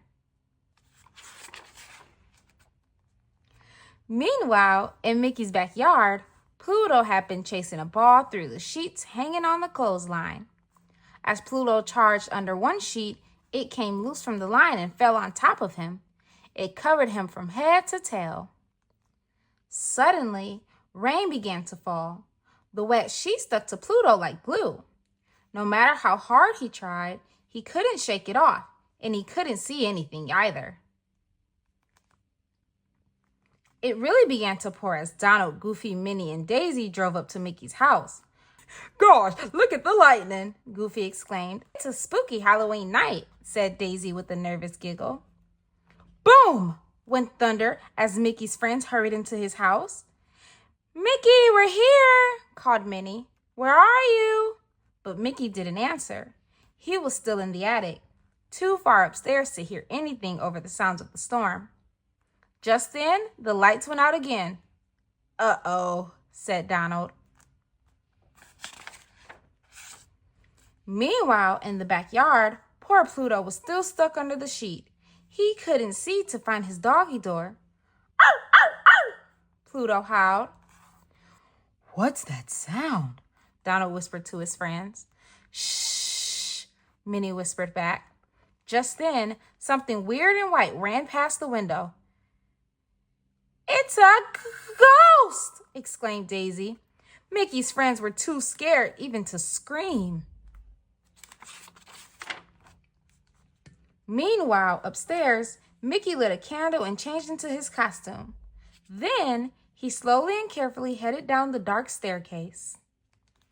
Mickey's friends heard a slow shuffling of feet and a rattling of bones. They looked up to see a horrible monster coming toward them. This time, everybody screamed. Suddenly, the lights came back on. Hi, everybody, Mickey said in surprise. You really scared me. Oh, Mickey, it's just you, cried Minnie. You really scared us. I love your scary costume, said Donald with a shiver.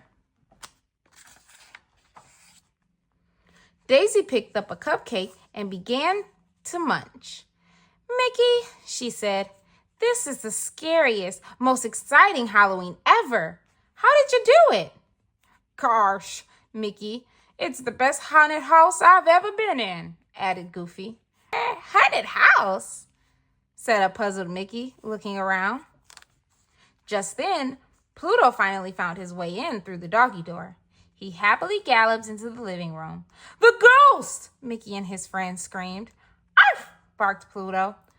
Oh, Pluto, it's you, said Mickey in relief. Hey, boy, you're all wet. Let's get you dried off. You're right, Mickey told his friends with a laugh as he dried Pluto with a towel. This is the scariest Halloween ever. The end. I'm Not Scared by Hans Wilhelm.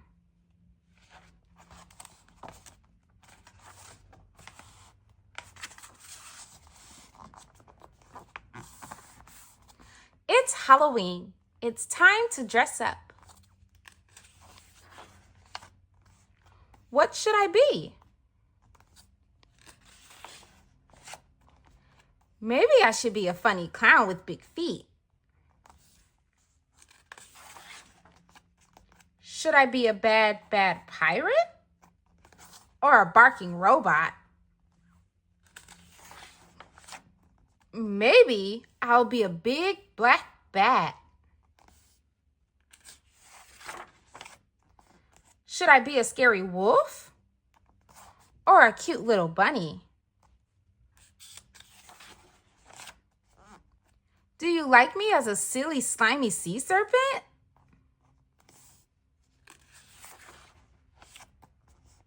Should I be a wise wizard? Or an orange pumpkin? Maybe I should be a mummy. I know!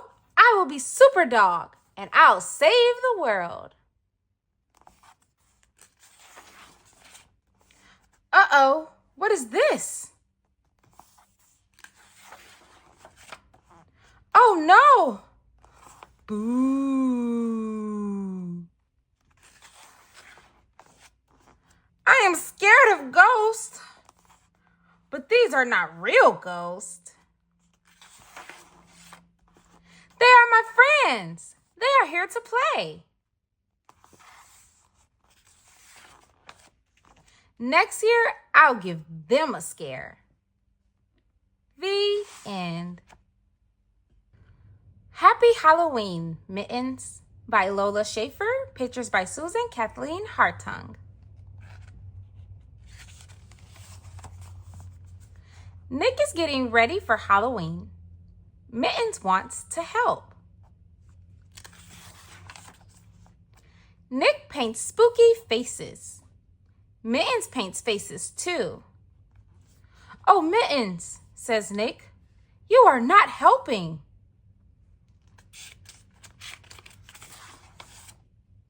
Nick puts up a spooky cobweb. Mittens put up a cobweb too. Oops, the cobweb falls down on Mittens. Oh, Mittens, says Nick, you are not helping. Nick makes spooky cookies. Mittens makes cookies too.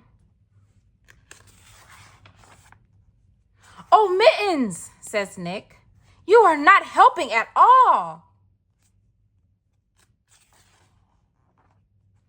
Mittens runs away.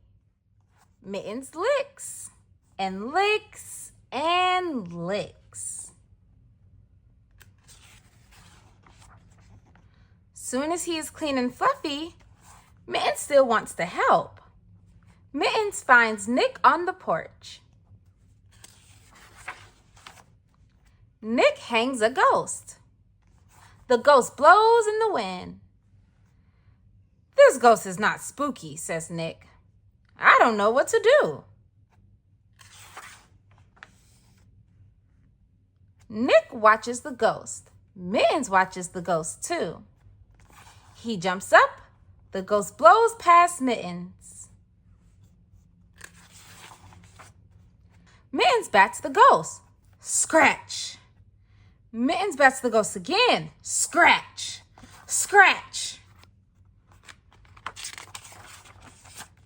Mitten moves away. A spooky ghost blows in the wind.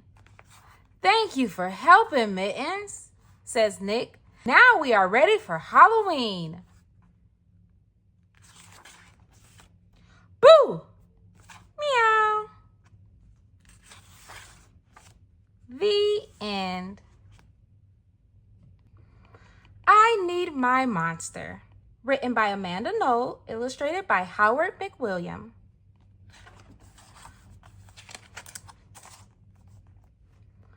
Tonight, when I looked under the bed for my monster, I found this note instead. Gone fishing. Back in a week. Gabe. What was I going to do? I needed a monster under my bed. How was I supposed to get to sleep if my monster was gone?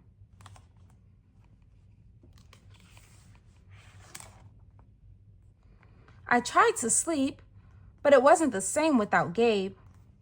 I missed his ragged breathing, his nose whistling, the scrabbling of his uncut claws. How would I ever get to sleep without Gabe's familiar scary noises and his spooky green ooze? It was no use. Gabe would be gone for a week, and I just had to have a monster. I climbed quietly out of bed so my parents wouldn't hear me. Grown-ups have some strange ideas about monsters under beds. I knocked on the floorboards, then scrambled back under my covers. I waited nervously. Would a new monster appear?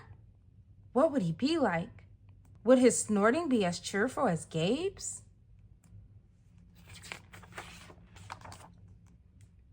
When I heard some creaking under my bed, I knew that the substitute monster had arrived.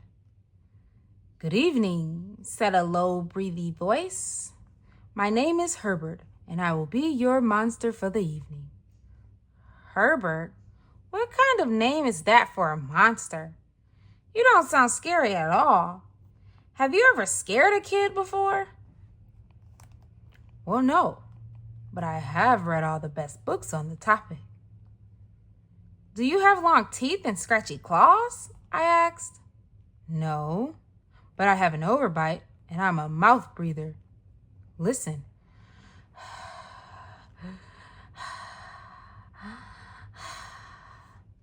Herbert's panting was kind of scary, but it wasn't enough for me.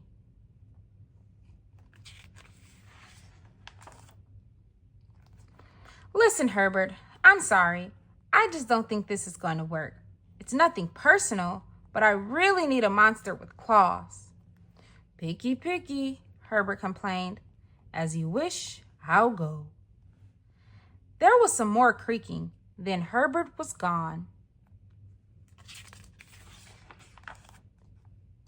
Some scratching warned me that a second monster had appeared. Good evening, he said in a high, silky voice. My name is Ralph. I understand you need a monster with claws. If you would please lean over, I will hold out an arm for inspection. I crouched on the edge of the bed, hoping to see a horrible, shaggy arm with sharp, ragged nails. Instead, I was surprised to see sleeky, brushed fur with smooth, shiny claws. Excuse me? I don't mean to be rude, I asked. But is that nail polish on your claws? Yes, it is, Ralph replied. I believe professional monsters should always be well-groomed. I could tell that this was not going to work either. I'm sorry to disappoint you, Ralph, but I need a monster with scary claws, like Gabe's, I thought. I heard some more scratching, and I knew Ralph was gone.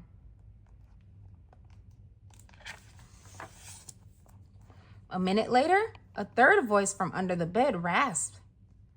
Check out these claws, kid. I gathered my courage and peered over the edge. The claws were impressive, jagged, and dark and razor sharp.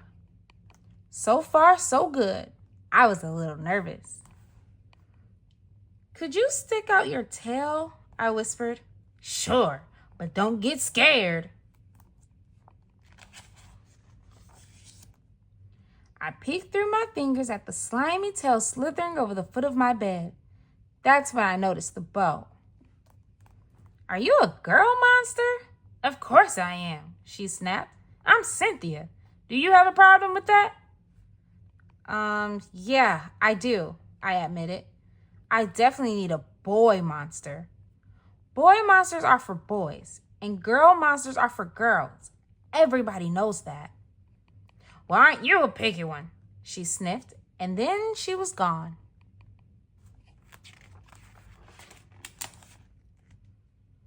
Was I being too picky? No. I knew that my monster needed to be well-clawed and menacing. The whole point of having a monster, after all, was to keep me in bed. Imagine all the scary stuff that could happen if I got out.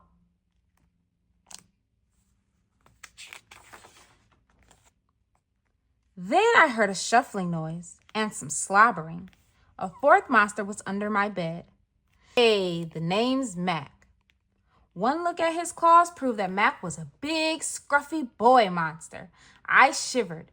Maybe this one would work out. "Those are excellent claws. But do you have a long tail?" I leaned over to see.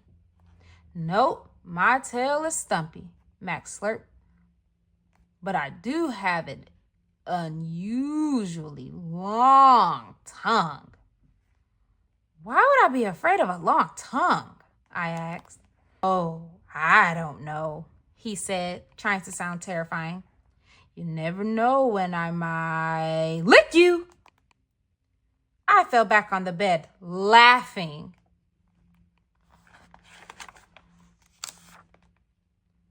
"Well, if you're not even going to try to work with me," Mac whined.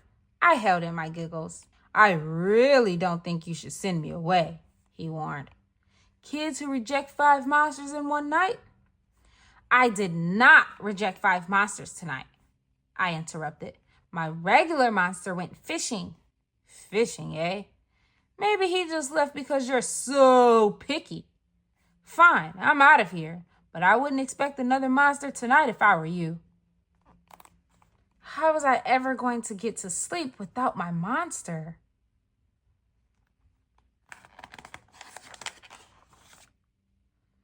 I was surprised to hear more creaking under the bed.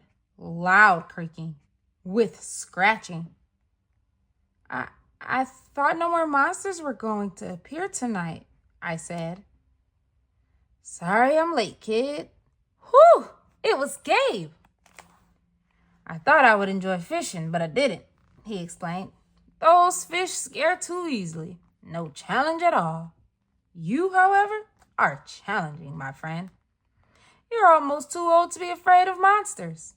You keep me on my toes." Ah, toes. A delicious snack.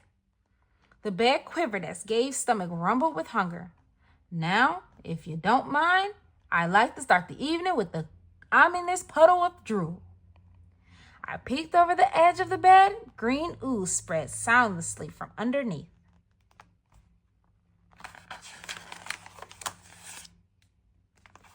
Then the bed trembled as Gabe unfurled his spiked tail. He was daring me to guess where he might pop up. I shivered.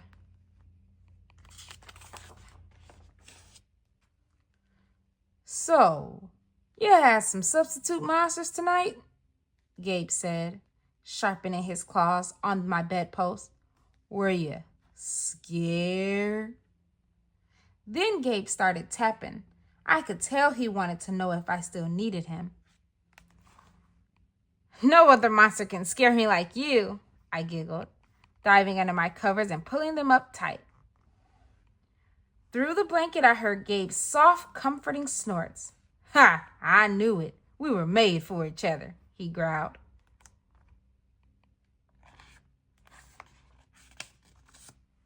When my blanket started to slip off the bed, I knew Gabe was ready to eat.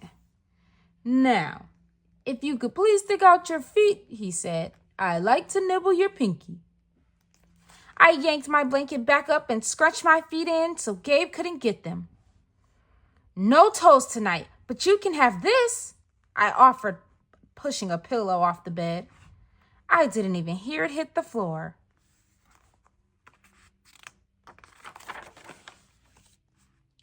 Gay was back. The ooze was perfect. Everything was back to normal. I shivered again. I'd be asleep in no time. The end.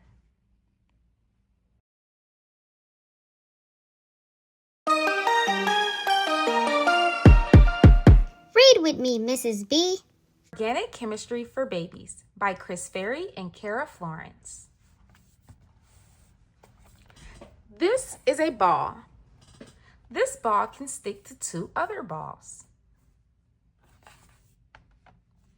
This ball can stick to 3 others, and this ball can stick to 4 others. Each type of ball can stick to a certain number of other balls. Imagine all the shapes we can make just by combining these balls. These balls are like atoms. Atoms make up everything. Each type of atom can stick to a certain number of other atoms. This is the carbon atom. It is very special. It can stick to 4 other atoms. And it sticks very well. It likes to make big shapes. These shapes are called organic molecules. There are many organic molecules. Some are medicines. Some smell really nice. Organic molecules are found everywhere. Gasoline contains lots of organic molecules. Plants contain lots of organic molecules. Even you contain lots of organic molecules.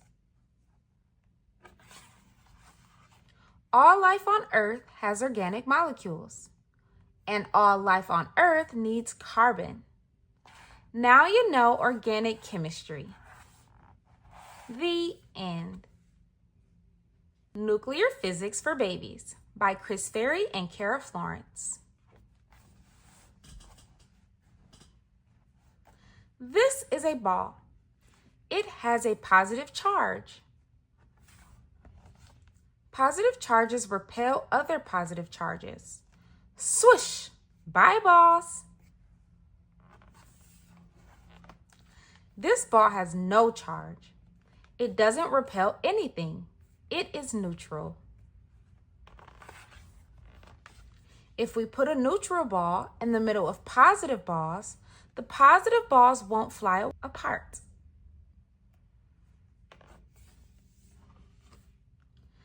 The more positive balls we have, the more neutral balls we need in order to keep them together.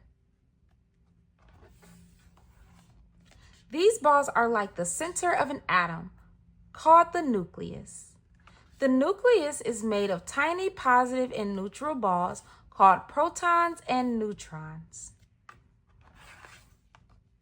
A nucleus is stable when it has just the right number of protons and neutrons. A stable nucleus stays just like this forever. But if there isn't the right number of protons and neutrons, the nucleus becomes unstable. An unstable nucleus releases energy to become stable. This is called radioactive decay. We don't know when it will decay. Maybe it will happen. No, not yet. There it goes. The nucleus is stable now. The amount of time for half of these nuclei to decay is called the half-life.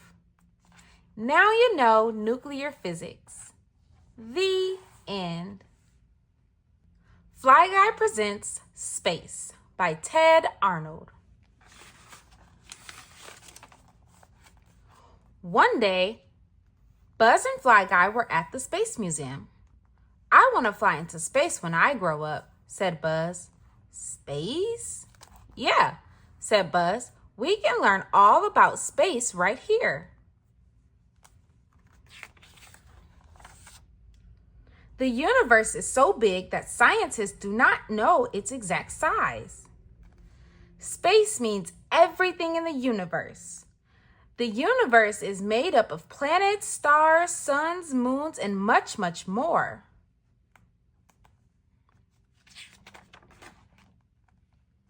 There are 8 planets in our solar system: Mercury, Venus, Earth, Mars, Jupiter, Saturn, Uranus, and Neptune. This spaceship went all the way out past Neptune.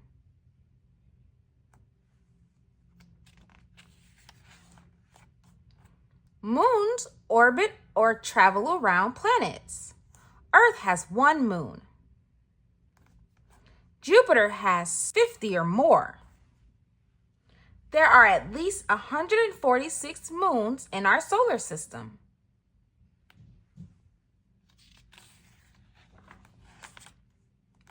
The sun is the biggest object in our solar system. It is 109 times wider than Earth. The sun's gravity pulls the planets like a giant magnet. The sun is the center of our solar system. All objects orbit around the sun because it has gravity. Gravity attracts objects to one another. The sun is a star. Stars are huge balls of burning gas. Stars only look small because they are so far away. The sun is the closest star to Earth. It is 93 million miles away. Stars are not star-shaped. They are really gigantic balls.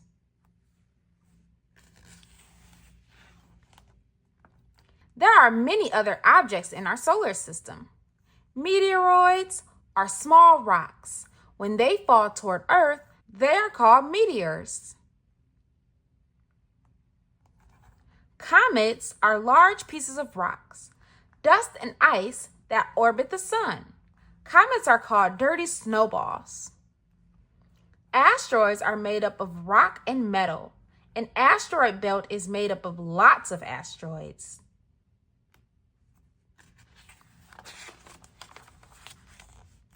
Astronauts are people who travel into space to find out more about it.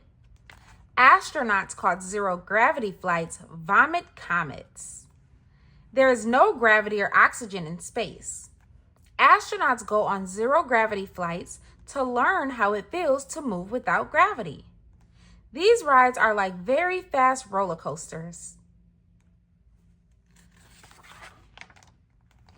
Astronauts wear special clothes to keep them safe. Spacesuits keep astronauts warm or cool and let them breathe. You need your own helmet, Fly Guy.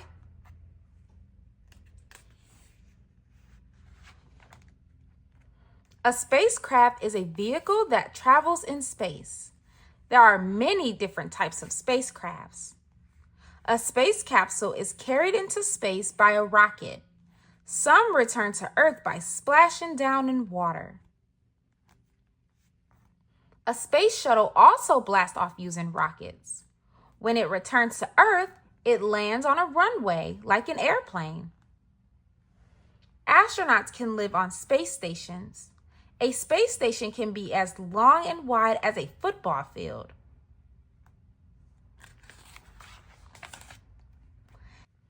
Astronauts have done amazing things.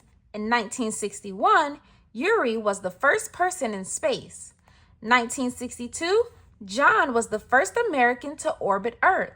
1969, Neil Armstrong was the first astronaut to walk on the moon. 1986, Barbara and Krista was the first teachers to be part of the Teacher in Space program. 1999, Eileen, the first woman to command a U.S. space shuttle.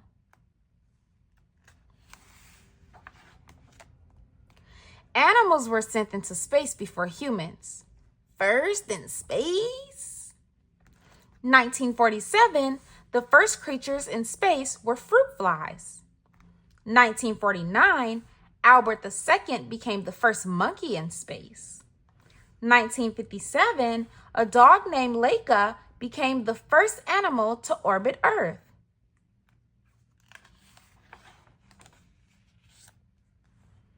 Scientists can learn about space through telescopes.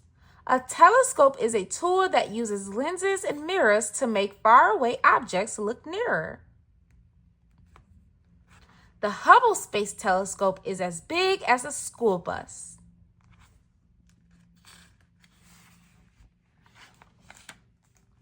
There is still a lot to be learned about space. Earth is the only planet scientists know of that has living things on it. But scientists think there could be other life in the universe. Mars rovers are robots that explore Mars. Scientists are studying if there was ever water on Mars. If there was water there, there might have been life.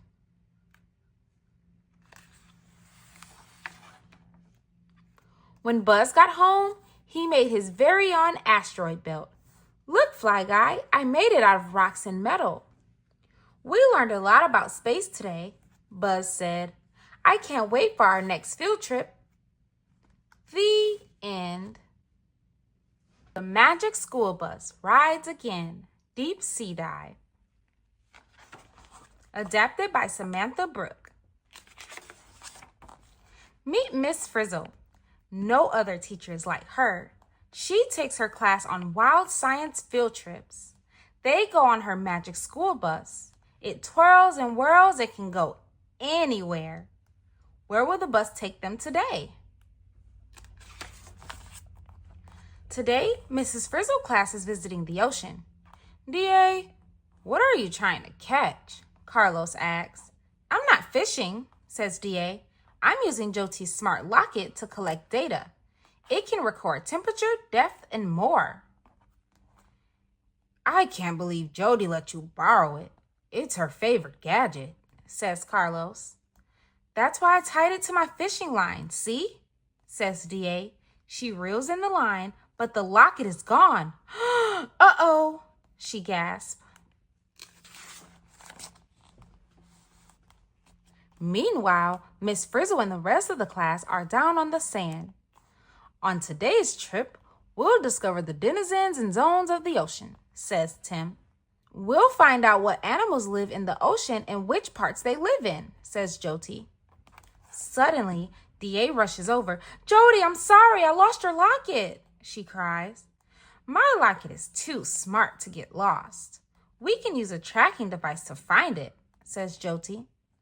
What about our field trip? Asks Arnold. We'll learn as we go. To the bus, says Miss Frizzle. Poof! The bus transforms into a submarine and dives into the ocean. Who's ready for the dip in the intertidal zone? Asks Miss Frizzle. The kids put on wetsuits and jump in. There's more life down here than just fish, Ralphie says. He sees a hermit crab, coral, and seagrass. As D.A. looks for the locket, the tide pulls her deeper into the ocean. Jody catches D.A.'s arm. The tide goes in and out here. That's how this zone got its name. We have to follow the tide to find the locket, says D.A. Let's go deeper. This is the epipelagic zone, also known as the sunlight zone, says Miss Frizzle. I bet most fish live in this zone, says Wanda. Correct. 90% of sea life is found in this zone, Miss Frizzle explains. I have the locket signal, cries D.A. It's down there. But Miss Frizzle won't let the kids go any deeper. Back on the bus, she explains. Water is really heavy. The deeper you go, the heavier it gets. If you swam down there, the pressure would feel like a baby elephant is sitting on you. We can't stop now. Look, the locket is sending video, says Joti. Whoa, it's so dark down there, says Carlos. Water blocks sunlight. The deeper you go, the less light there is, explains Tim. On the bright side, the dark is full of surprises, says Miss Frizzle. I don't do surprises, cries Arnold. Like that. Suddenly, a sea monster appears in the locket's video. "We can't get my locket if it's guarded by a monster," cries Jyoti. "That's no monster. It's a goblin shark," says Miss Frizzle. "We can't give up," says DA. "We need more data." She searches on her tablet. Only about 5% of the ocean has been explored. There's no data to help us. "I'll never see my locket again," cries Jyoti. "We can do it," says DA. "We need to sneak past that shark." "We are now entering the mesopelagic zone, also called the Twilight Zone," Miss Frizzle announces. "This is my worst nightmare," Arnold cries. "I think it's pretty. Look at all those twinkling lights," says Wanda. "Whoa, those lights are fish. They can make their own light?" asks Carlos. Miss Frizzle nods. "It's called bioluminescence." "But isn't that dangerous?" asks Keisha. Just then, the fish disappear. "Wow, the lights from above helps them camouflage," says Carlos. As the class goes deeper, the bus's light land on some red creatures. "How come we didn't see them before? They are bright red," says Jyoti. "When there's so little light, red is the first color to disappear," says Tim.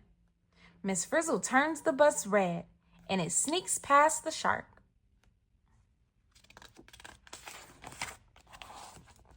The bus is about to get the locket when a squid reaches out and grabs it first. "Follow that squid!" cries DA. The bus dives again, chasing the squid deeper into the ocean. "Good news! The squid dropped the locket," says Miss Frizzle. "Bad news! It fell into the bathypelagic zone," says DA. "We're 5,000 feet down, and the pressure weighs as much as an adult elephant," says Jyoti. "And there's zero light," says Wanda. "That's why this is called the midnight zone," says Miss Frizzle. "I bet nothing lives down here," says Carlos. "Then nothing can stop us from getting that locket," says DA. "I see a light ahead. It must be the locket," says Keisha. "But there are lots of lights. Which one is the locket?" "We need to go investigate," says DA. Poof! The bus makes mini subs and the kids head out into the deep water. "Whoa! The lights are coming from those creepy fish," says Tim. The kids get closer, but the fish don't move. "Why aren't they chasing us?" asks Arnold. "It's like they don't have the energy to move," says Jyoti. "It takes a lot of energy to survive down here. Instead of chasing their prey, they lure it with lights," says Miss Frizzle. "And if anything gets too close, they catch it in their big mouths," says Carlos. Finally, the kids see the locket. But how can they grab it from inside their subs? The class gets inspiration from the creepy fish. "Bus, we need a big mouth," says DA. The bus opens its mouth and scoops up the locket and the kids in their mini subs. "Hooray!" the kids shout. Everyone is ready to go home, but DA has an idea. "I think we should go deeper. There's a whole watery world waiting to be explored. Wanda, Ralphie, imagine all the animals you could meet," says DA. "Keisha and Carlos, you never back down from a challenge. Tim and Jyoti, think about the inspiration you'd find down there. And Arnold," says DA. "No way. I want peace and quiet," he says. "What could be quieter than the deep sea?" pleads DA. "Okay, let's do it," her friends shout.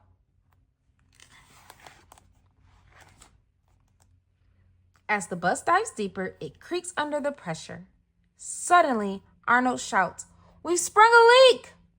"Bus, do your stuff," Fix those leaks, says Ralphie.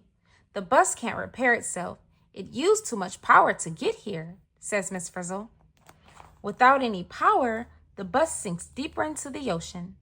Welcome to the abyssal pelagic zone, Miss Frizzle says. That means we're 13,000 feet down, and the pressure is heavy as 25 elephants, says D.A. Now we're in the hadopelagic zone. We're 36,000 feet down, and the pressure is as heavy as 5,000 elephants, says Miss Frizzle. How can we survive? Cries Jyoti. If life can survive down here, so can we, says Miss Frizzle. But I don't see any life, says Ralphie. Miss Frizzle points out some tube worms. To survive, the tube worms change the chemicals coming from inside the earth into food, she says. If the worms can turn the chemicals into food, so can the bus, says D.A. Poof! The bus transforms into a tube worm and makes mini subs for the kids. The kids use their mini subs to push the bus toward the chemicals. Then the bus turns the chemicals into energy. The bus is all powered up and ready to do its stuff, says Miss Frizzle. The bus turns into a jellyfish and begins to zoom up toward the surface. The abyssal pelagic zone, the bathopelagic zone, the mesopelagic zone, and finally, the epipelagic zone, otherwise known as the sunlight zone. D.A. declares as the bus breaks through the surface. We did it! The class cheers. The end.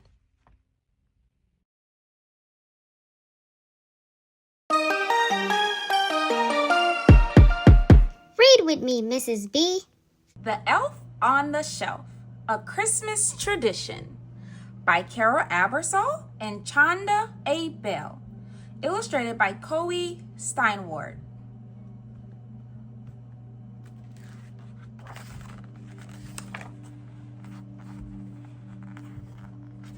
Have you ever wondered how Santa could know if you're naughty or nice each year as you grow? For hundreds of years, it's been a big secret. It now can be shared if you promise to keep it. At holiday time, Santa sends me to you. I watch and report on all that you do. My job's an assignment from Santa himself. I am his helper, a friendly scout elf. The first time I come to the place you call home, you quickly must give me a name of my own. Once you are finished, my mission can start. What will you call me? Markle or Zart? Will it be Foddle, Criddle, or Clyde? Frisbee's cute too, but you must decide.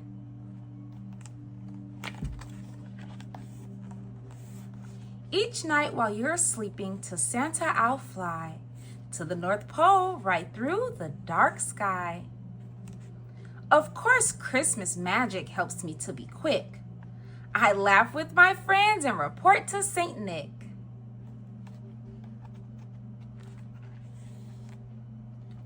I tell him if you have been good or been bad. The news of the day makes him happy or sad. A push or a shove, I'll report to the boss. But small acts of kindness will not be a loss. In the car, at the park, or even at school, the word will get out if you broke a rule. I'll be back at your home before you awake, and then you must find the new spot I will take. You'll jump out of bed and come running to see who'll be the first to spy little old me.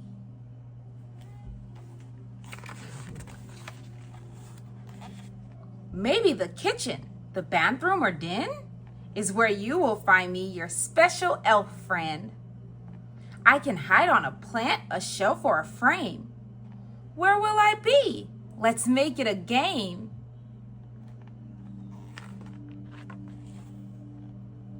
There's only one rule that you have to follow. So I will come back and be here tomorrow. Please do not touch me. My magic might go, and Santa won't hear all I've seen or I know. I won't get to tell him that you've said your prayers, or helped to bake cookies or cleaned off the stairs. How will he know how good you have been? He might start to think you forgot about him.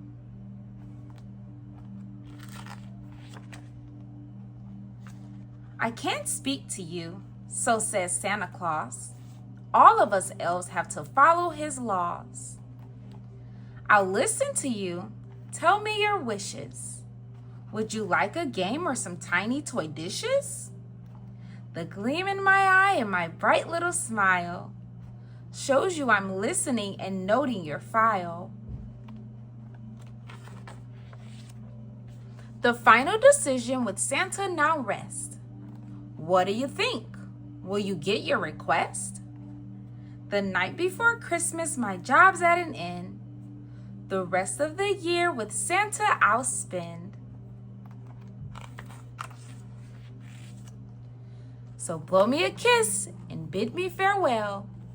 I'll fly away when I hear Santa's bell. Of course I will miss you, but wait till next year. When the holidays come, I'll again reappear. Until then, I wish every girl and each boy a Christmas of peace and a year full of joy. The end. Santa Duck and His Merry Helpers by David Milgram.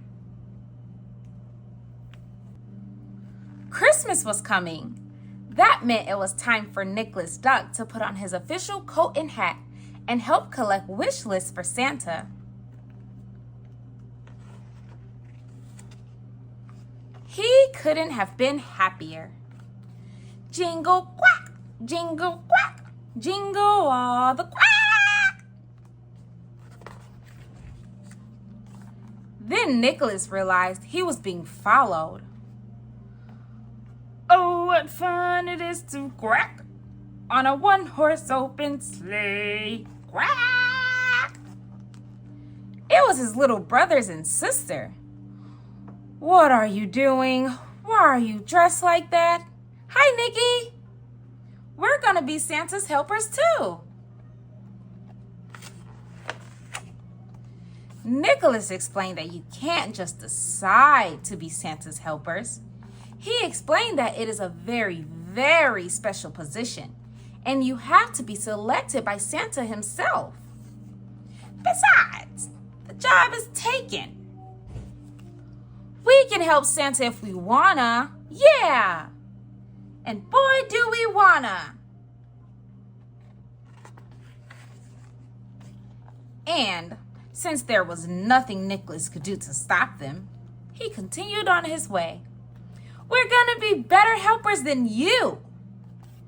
We're gonna be Santa's favorites. Oy vey. Soon, Nicholas met a skunk. Hi, Santa Duck. This year, I'd like a bottle of perfume, just like last year. Certainly. How would you like 2 bottles of perfume?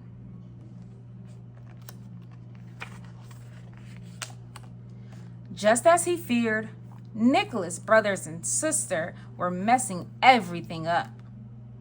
Really? Do I smell that bad?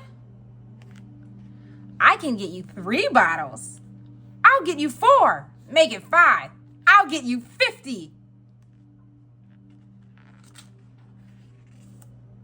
Things got even worse with the raccoon.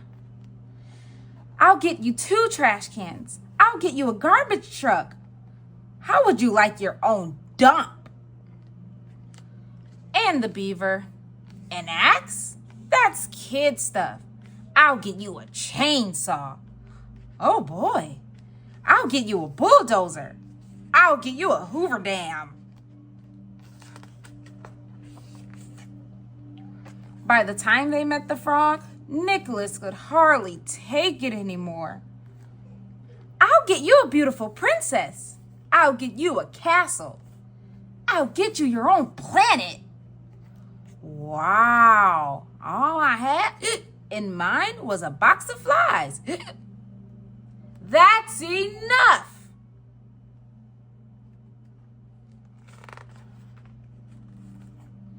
Have you all lost your marbles?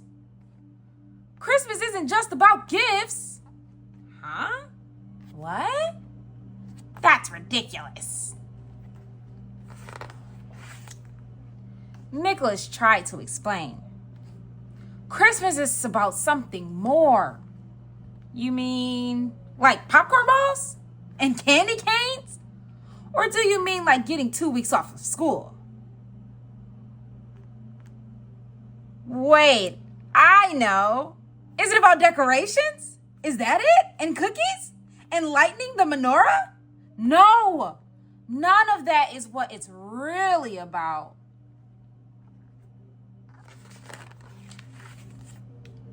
Then Nicholas explained the true meaning of Christmas. It's about love and goodwill and kindness and giving. Do you mean like being nice to your brothers and sister? And letting them help Santa even if you think you are some kind of important big shot? Is that what you mean?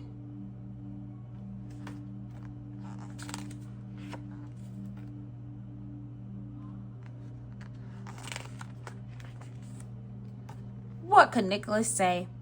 His family was right. Christmas was about letting them help Santa too, which is just what he did. And the froggy wants his own galaxy and a kingdom. Ho, ho, ho. Do you think he might settle for a box of flies? Maybe, Santa. Santa thanked them all, and the ducks went home. Now do you see what Christmas is all about? I think we do. But we might have to help you again next year to be sure. Can I have your hat?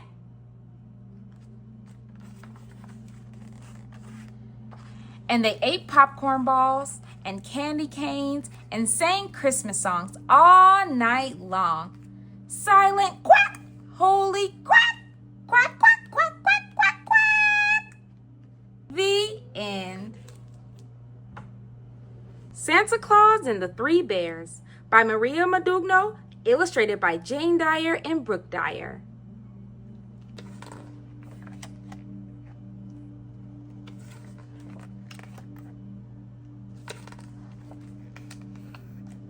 Once upon a time, there were 3 bears. A great big papa bear, a middle-sized mama bear, and a wee little baby bear. It was Christmas Eve, and they were busy decorating their house with candy and berries and icicles.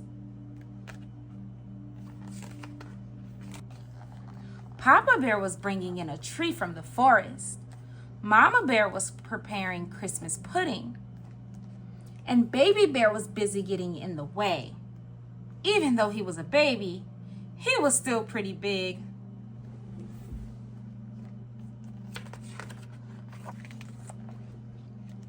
The stockings were hung and the tree was decorated.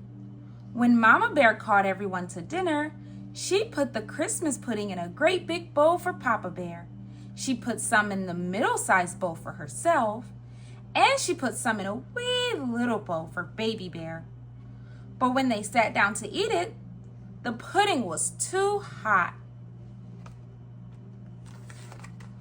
Let's take a walk while the pudding cools, said Papa Bear. We can see all the Christmas lights, said Mama Bear. I'm coming too, said Baby Bear, and the 3 bears set out together. Meanwhile, Santa had finished delivering presents to everyone in the southern hemisphere, and he was halfway through the northern part of the world when his sleigh landed on the roof of the 3 bears' house. All three bears were on Santa's list for Christmas presents.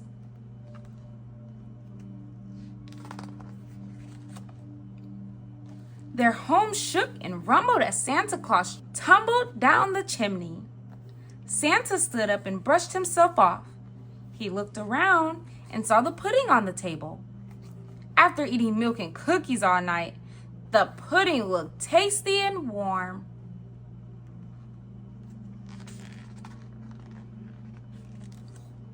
Christmas pudding. What a splendid idea, Santa exclaimed, and took a spoonful from the great big bowl. This pudding is too hot, he said, and tasted the pudding in the middle-sized bowl. This pudding is too cold. He decided to move on to the pudding in the wee little bowl. This pudding is just right, he said, and he ate it all up.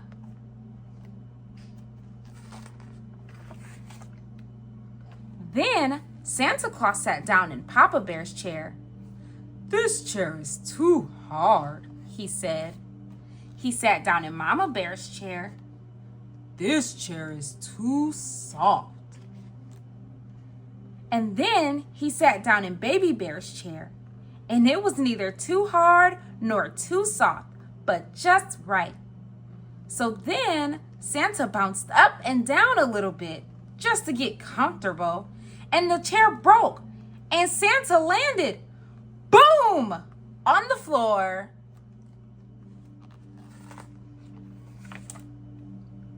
Santa picked himself up and decided he needed a little nap before continuing on his way. He took his sack and went upstairs, where he found 3 beds in a row. Santa Claus lay down on the bed of the Papa Bear and said, "This bed is too high." And he got up and tried the bed of the Mama Bear. "Whoa, this bed is too low," he said as he rolled off onto the floor. Last of all, Santa Claus tried the wee little bed of Baby Bear, and it was just right. So he snuggled under the covers and fell fast asleep.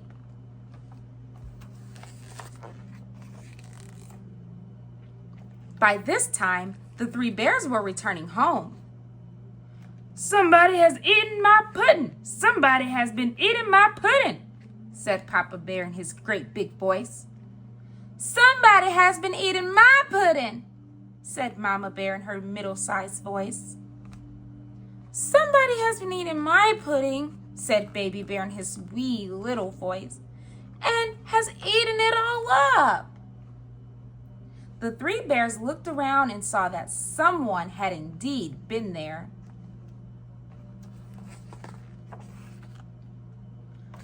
"Somebody has been sitting in my chair," said Papa Bear in his great big voice. "Somebody has been sitting in my chair," said Mama Bear in her middle-sized voice. "Somebody has been sitting in my chair," said Baby Bear in his wee little voice, "and has broken it to pieces." The 3 bears ran upstairs to see if they could find the mysterious visitor. "Somebody has been sleeping in my bed," said Papa Bear in his great big voice.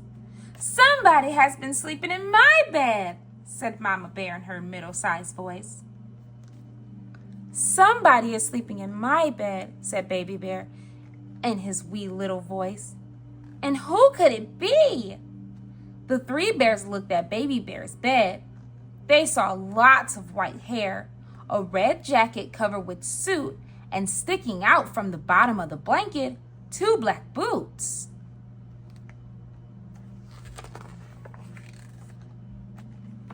"It's Santa Claus!" cried Baby Bear.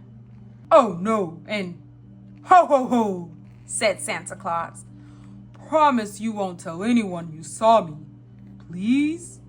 Then Santa reached into his sack and pulled out a great big present for Baby Bear, a middle-sized present for Mama Bear, and a wee little present for Papa Bear. Baby Bear was very happy. "Can I open it?" he asked. Not till morning, said Mama Bear. Morning, said Santa. I'd better get going.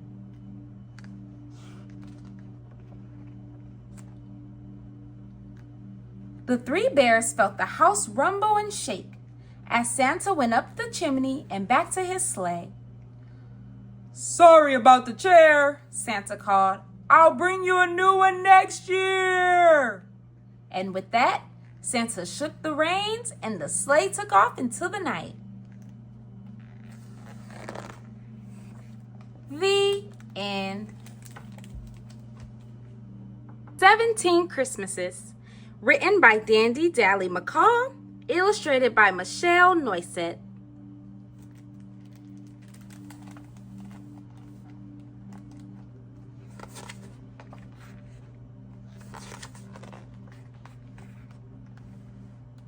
"17 Christmases all in a row.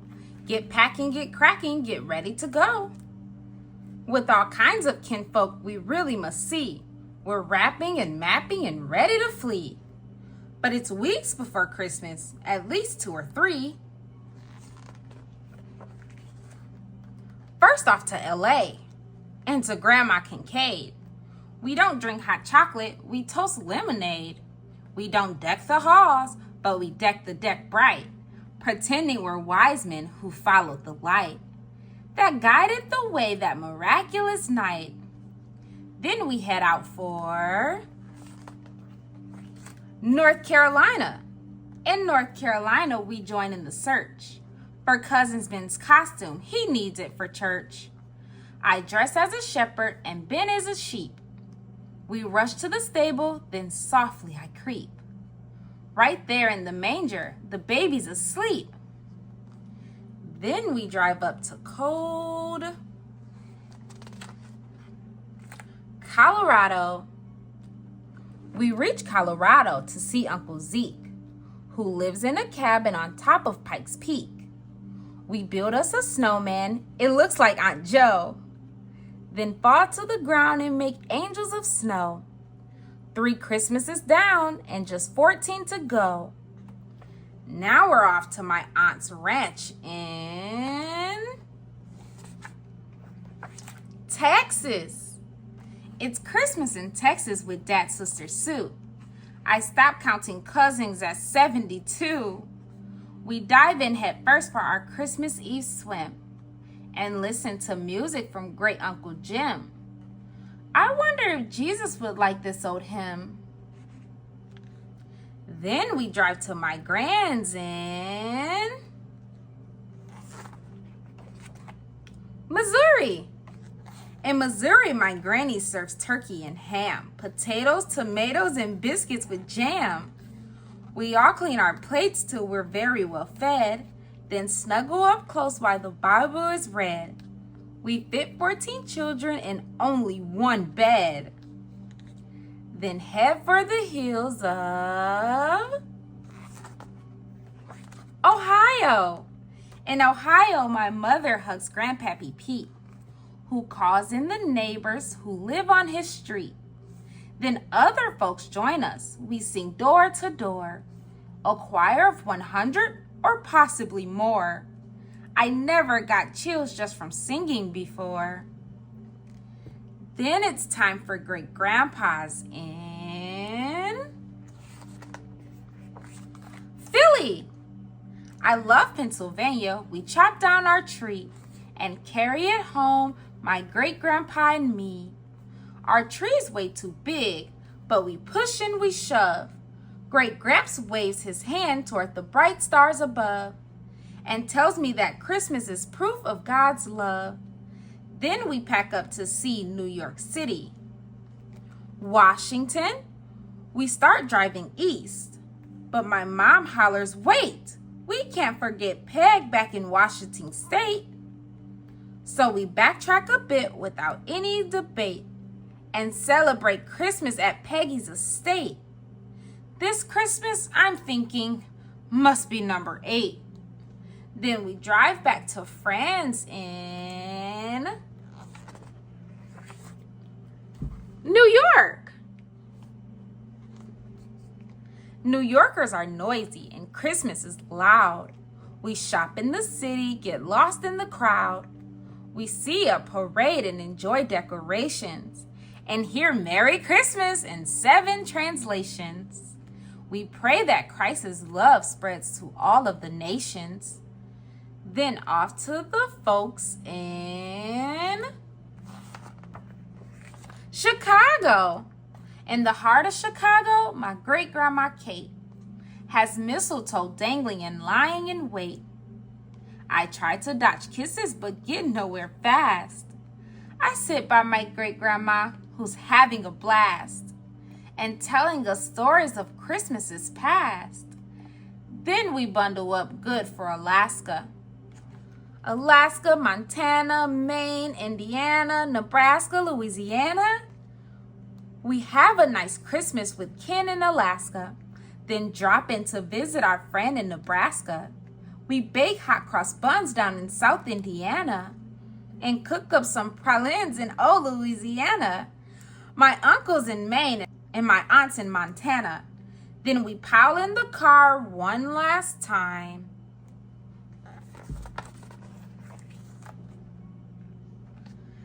Back home to Kentucky, the last is the best.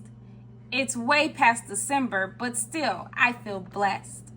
Our Christmas tree's dry, all the needles are brown, the fruitcake is moldy, our stockings are down, and Jesus is here in my very own town. So I hum, happy birthday to you.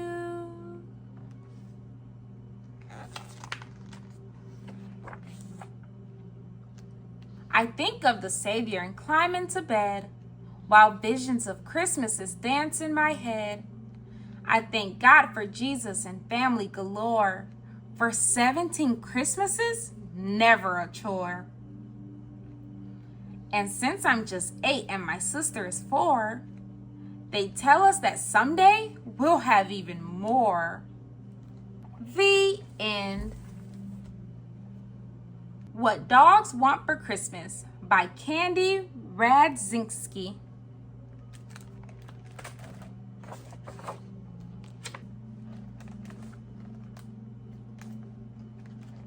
Dear Santa, I have the aroma of stinky feet. Please send me something so I'll smell sweet. Love, General.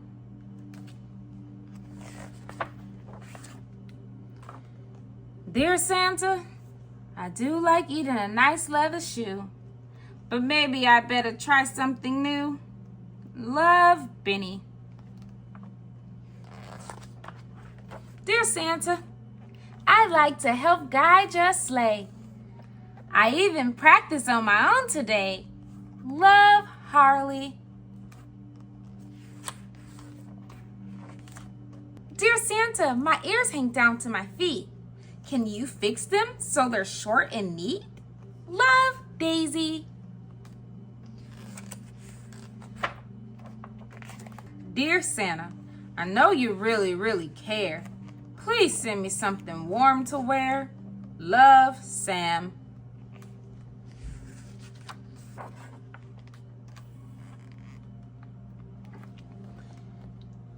Dear Santa, I think these treats were meant for you, but it looks like there's enough for 2. Love, Goldie. Dear Santa, I'd like a frosty new friend with a magic hat. Imagine the fun we could have with that. Love, Reggie.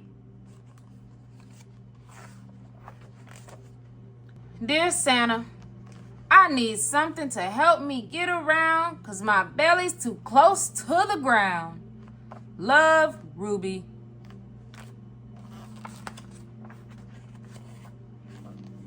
Dear Santa, I'd love some mittens made of Persian kittens. Love, Watson. Dear Santa, I love to express my heart and soul, so send me something to rock and roll. Love, Baxter. Dear Santa, seeing you would be great, but I'm getting sleepy. It's getting late. Love, Miss Maddie. Dear Santa, I like a soft, warm place to sleep at night and a cuddly teddy bear tucked in tight. Love, Rufus. Dear Santa, I like to help trim the tree. Please send an ornament just for me. Love, Pudge.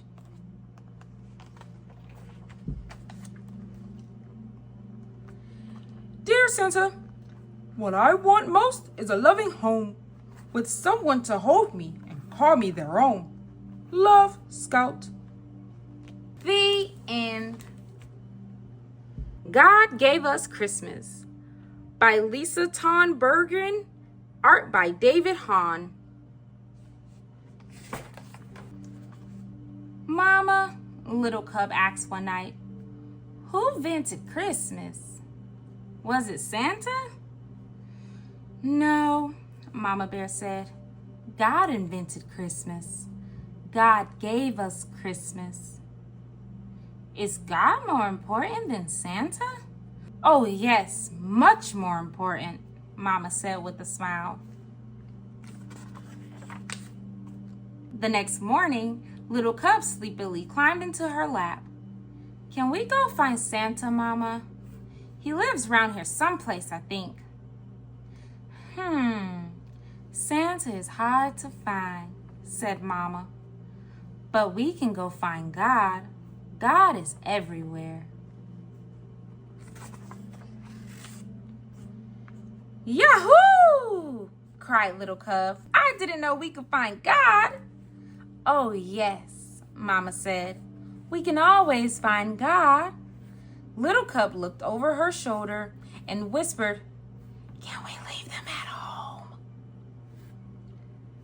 Yes, Papa will watch the little ones. You and I can go alone.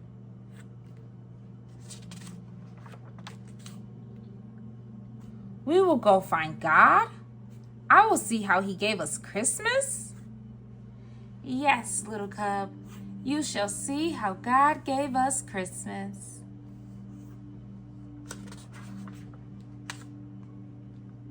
The next morning, Little Cub and Mama filled their packs, kissed their family goodbye, and set off to find God and see how He gave them Christmas. They walked up to the top of one mountain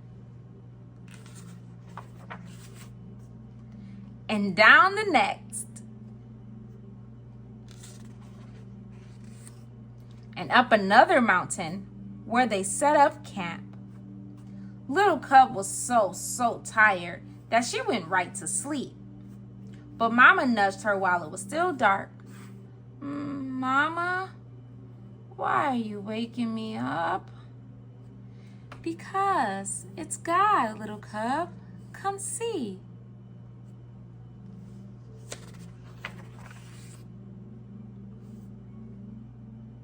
What is that? Little Cub asked in wonder as she watched the dancing lights in the sky. That is God at work, Little Cub. He sent His only Son as a baby so that we would know light from dark. Jesus is the light of the world. Jesus is how God gave us Christmas. The next day, they arrived at a huge lake. All at once, with a mighty roar, a chunk of ice cut away from the cliff and fell into the sea. What is that? Little Cub asked, covering her ears and leaning into Mama. That is God, Little Cub. He's so powerful, He can command the water to freeze and the glaciers to melt. He is mightier than any king on earth. And because He is all powerful, He made Jesus king of all kings.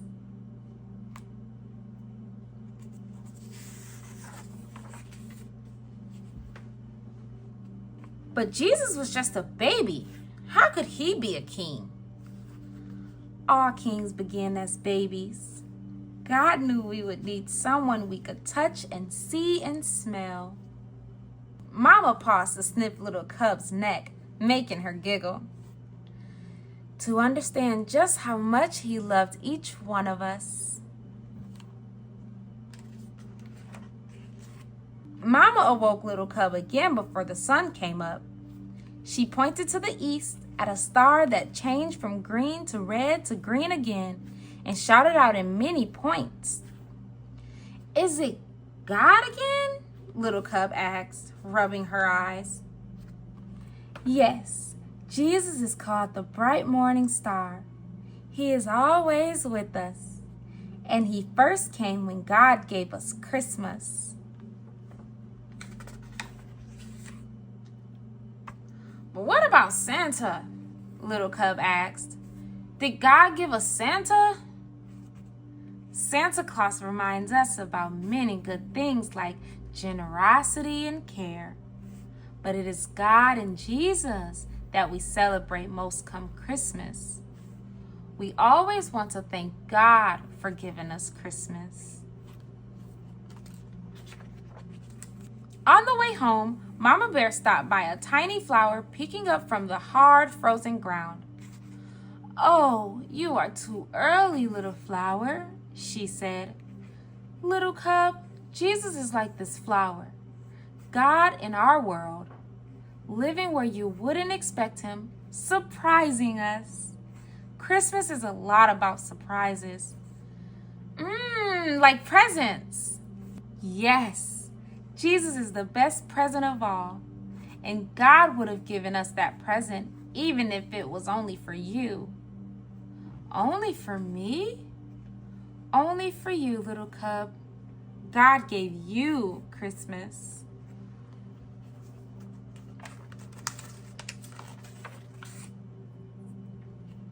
Mama and Little Cub came upon a church, glowing with warm light. Soft voices reached out to them, singing. "What are they singing, Mama?" "About the night God first gave us Christmas, when Jesus was born. Tomorrow is Christmas Day."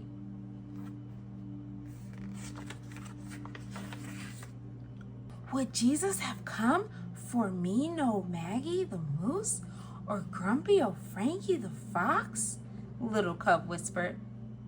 "Maggie, Frankie, any of us. Jesus is a present for everyone. Grumpy or happy, mean or kind, God gave us all Christmas." Little Cub was glad to be back at home that night, in her cozy bed. "Thanks for showing me God, Mama." "There isn't anything I'd rather do, sweet child," she said with a kiss. "Night-night." Little Cub went to sleep and dreamed of bright stars and northern lights, of a king born as a tiny baby, angels singing over him, and woke up to Christmas. "Yahoo!" she cried. "God gave us Christmas again!" The end. The All I Ever Want Christmas Doll by Patricia C. McKizak and Jerry Pinkney.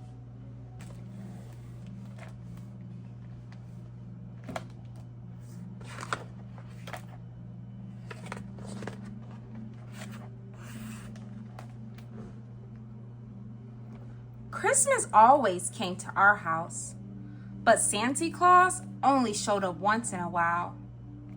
"Will Santa Claus come this year?" my two sisters put me up to ask. Mama tied on her apron. "One thing for sure, chickadees, he won't stop by if the house is dirty," she said, stripping the yellowed newspaper off the walls. Mama once explained that she called us chickadees because those little birds huddled together, chattering, twittering, and sharing everything they had, like us.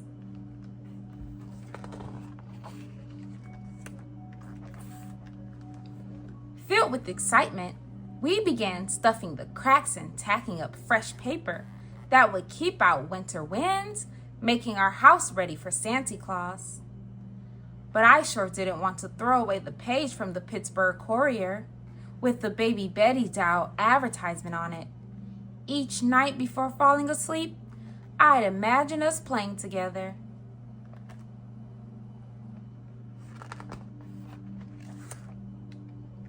Baby Betty is all I want, ever, I announced the week before Christmas. Stop, Nella, shouted Eddie Bernice, who never let me forget she was the oldest. We're in a depression. Why you wishing for something you ain't never gonna get?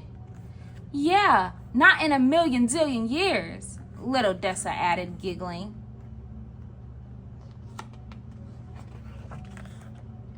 I flat out refused to give up my dream. So, without my sisters knowing it, I wrote Santa Claus a letter and sent it all the way to the North Pole.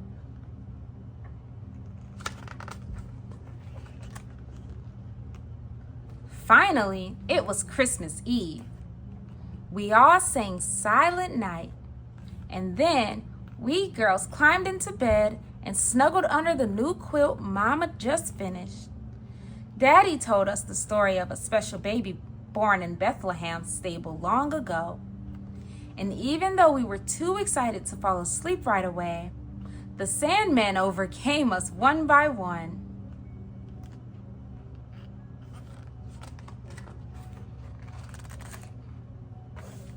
We were awake at dawn. It's Christmas! Eddie, Bernice, and Dessa shouted. I leaped off the bed, bubbling over with excitement. It's Christmas! Mama and Daddy stirred from behind their sleeping curtain. What little mice girls are disturbing folks for a day in the morning? Daddy grumbled, pretend acting angry. Merry Christmas, chickadees, Mama said, giving us each a sack filled with English walnuts, a peppermint candy stick, an orange, and a box of raisins. It was the most Christmas we'd ever had. Daddy held one last package behind his back. Merry Christmas, daughters, he said as he presented it to us.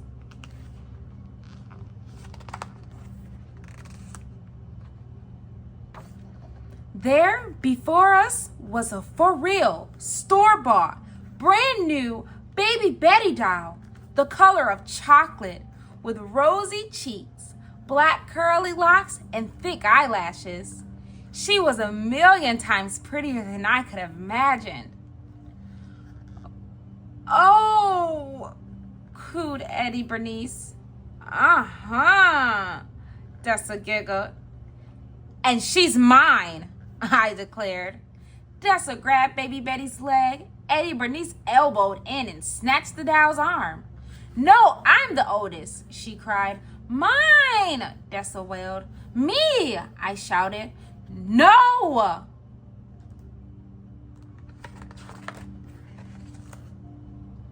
We tugged and yanked and shoved and pulled until Daddy separated us. Eddie Bernice Pearson, Laura Nell Pearson, Odessa Mae Pearson, he said. When Daddy called us by our whole names, in birth order, we knew we were in trouble.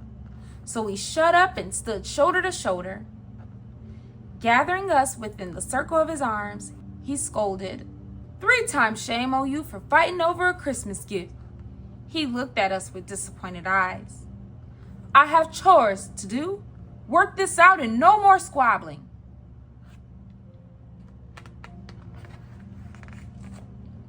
When the door closed, Mama turned to us and raised an eyebrow. Okay, chickadees, fix it, she said. Then she walked away, holding on to my doll. I spoke right up. Who wanted Baby Betty the most? You did, Dessa and Eddie Bernice answered grudgingly. And who said it was silly to dream about something I could never have in 1,000,000 zillion years? We did. And who never gave up and wrote a letter to Santa? You did. So who do you think Baby Betty should belong to? Eddie Bernice shrugged. You, I guess. Little Dessa nodded.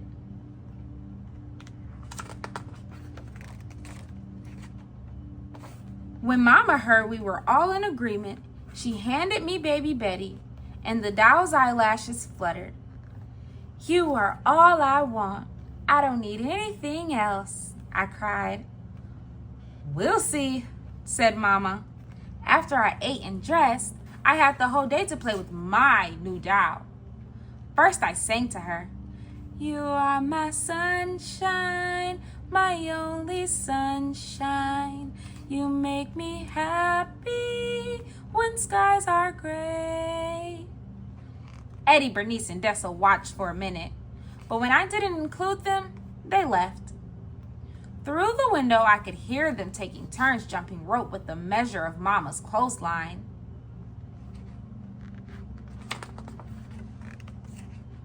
"Having you is more fun than any old jump rope," I whispered to baby Betty.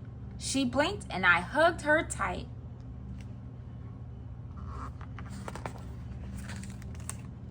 I sang every Christmas carol I knew, from Joy to the World to Jingle Bells. Baby Betty was a good listener, but my sisters always sang harmony with me, and baby Betty couldn't sing a note. "Oh well," I said, rocking her gently. "Let's tell stories instead." I began with Goldilocks, followed by Little Red Riding Hood. When I finished, there was only silence. My sisters always clapped, but baby Betty couldn't move her hands. "Maybe you like Brer Rabbit and the Tar Baby," I tried and set in. At least I got to my favorite part. In my best storytelling voice, I said, "Brer Rabbit says, 'Tar Baby, you better speak like you got some sense or I'll pop you upside your head.'" But that Tar Baby didn't say nothing. It sat there in the road looking. That part always made Dessa giggle, but not baby Betty.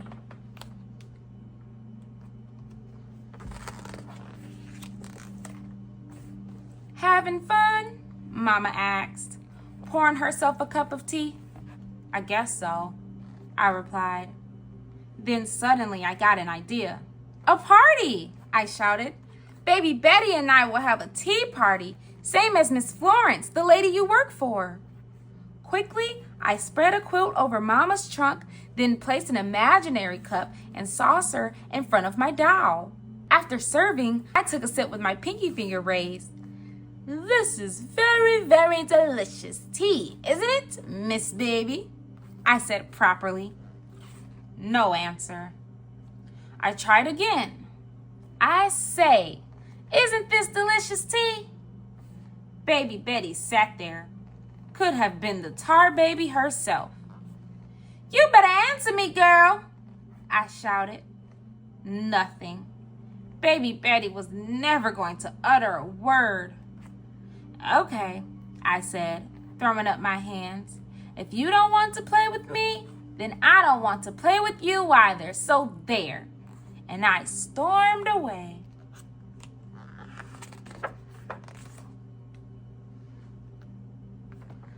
Through the window, I could hear Dessa and Eddie Bernice chattering, twittering, and sharing. I felt like a lone chickadee. As I stood listening to my sister's hand clap song, Mama came over and put her arms around me. "I think they miss you," she said. "Doesn't seem like it." "Why don't you ask them to your party? I don't think baby Betty will mind." "You don't?" Mama just smiled. I didn't have to think about it long. I grabbed the doll and rushed outside.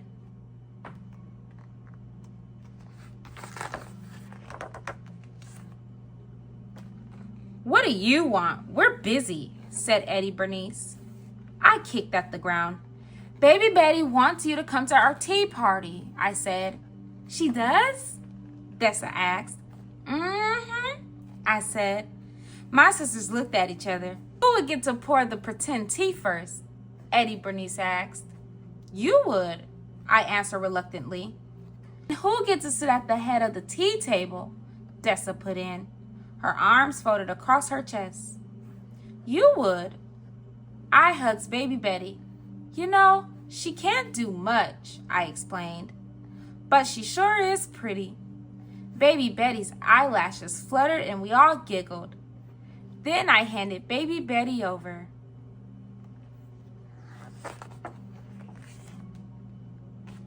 All the rest of Christmas Day, my sisters and I played with our doll. We sang Christmas carols in harmony and shared stories about once upon a time. Dessa knew just when to laugh, and Eddie Bernice knew when to clap. We munched on peppermint candy and orange wedges and ate one raisin at a time so they'd last. But my favorite part was when I poured a pretend cup of tea. And with my baby finger crooked ever so daintily, I said, real prim and proper like, isn't this the best Christmas ever? The end.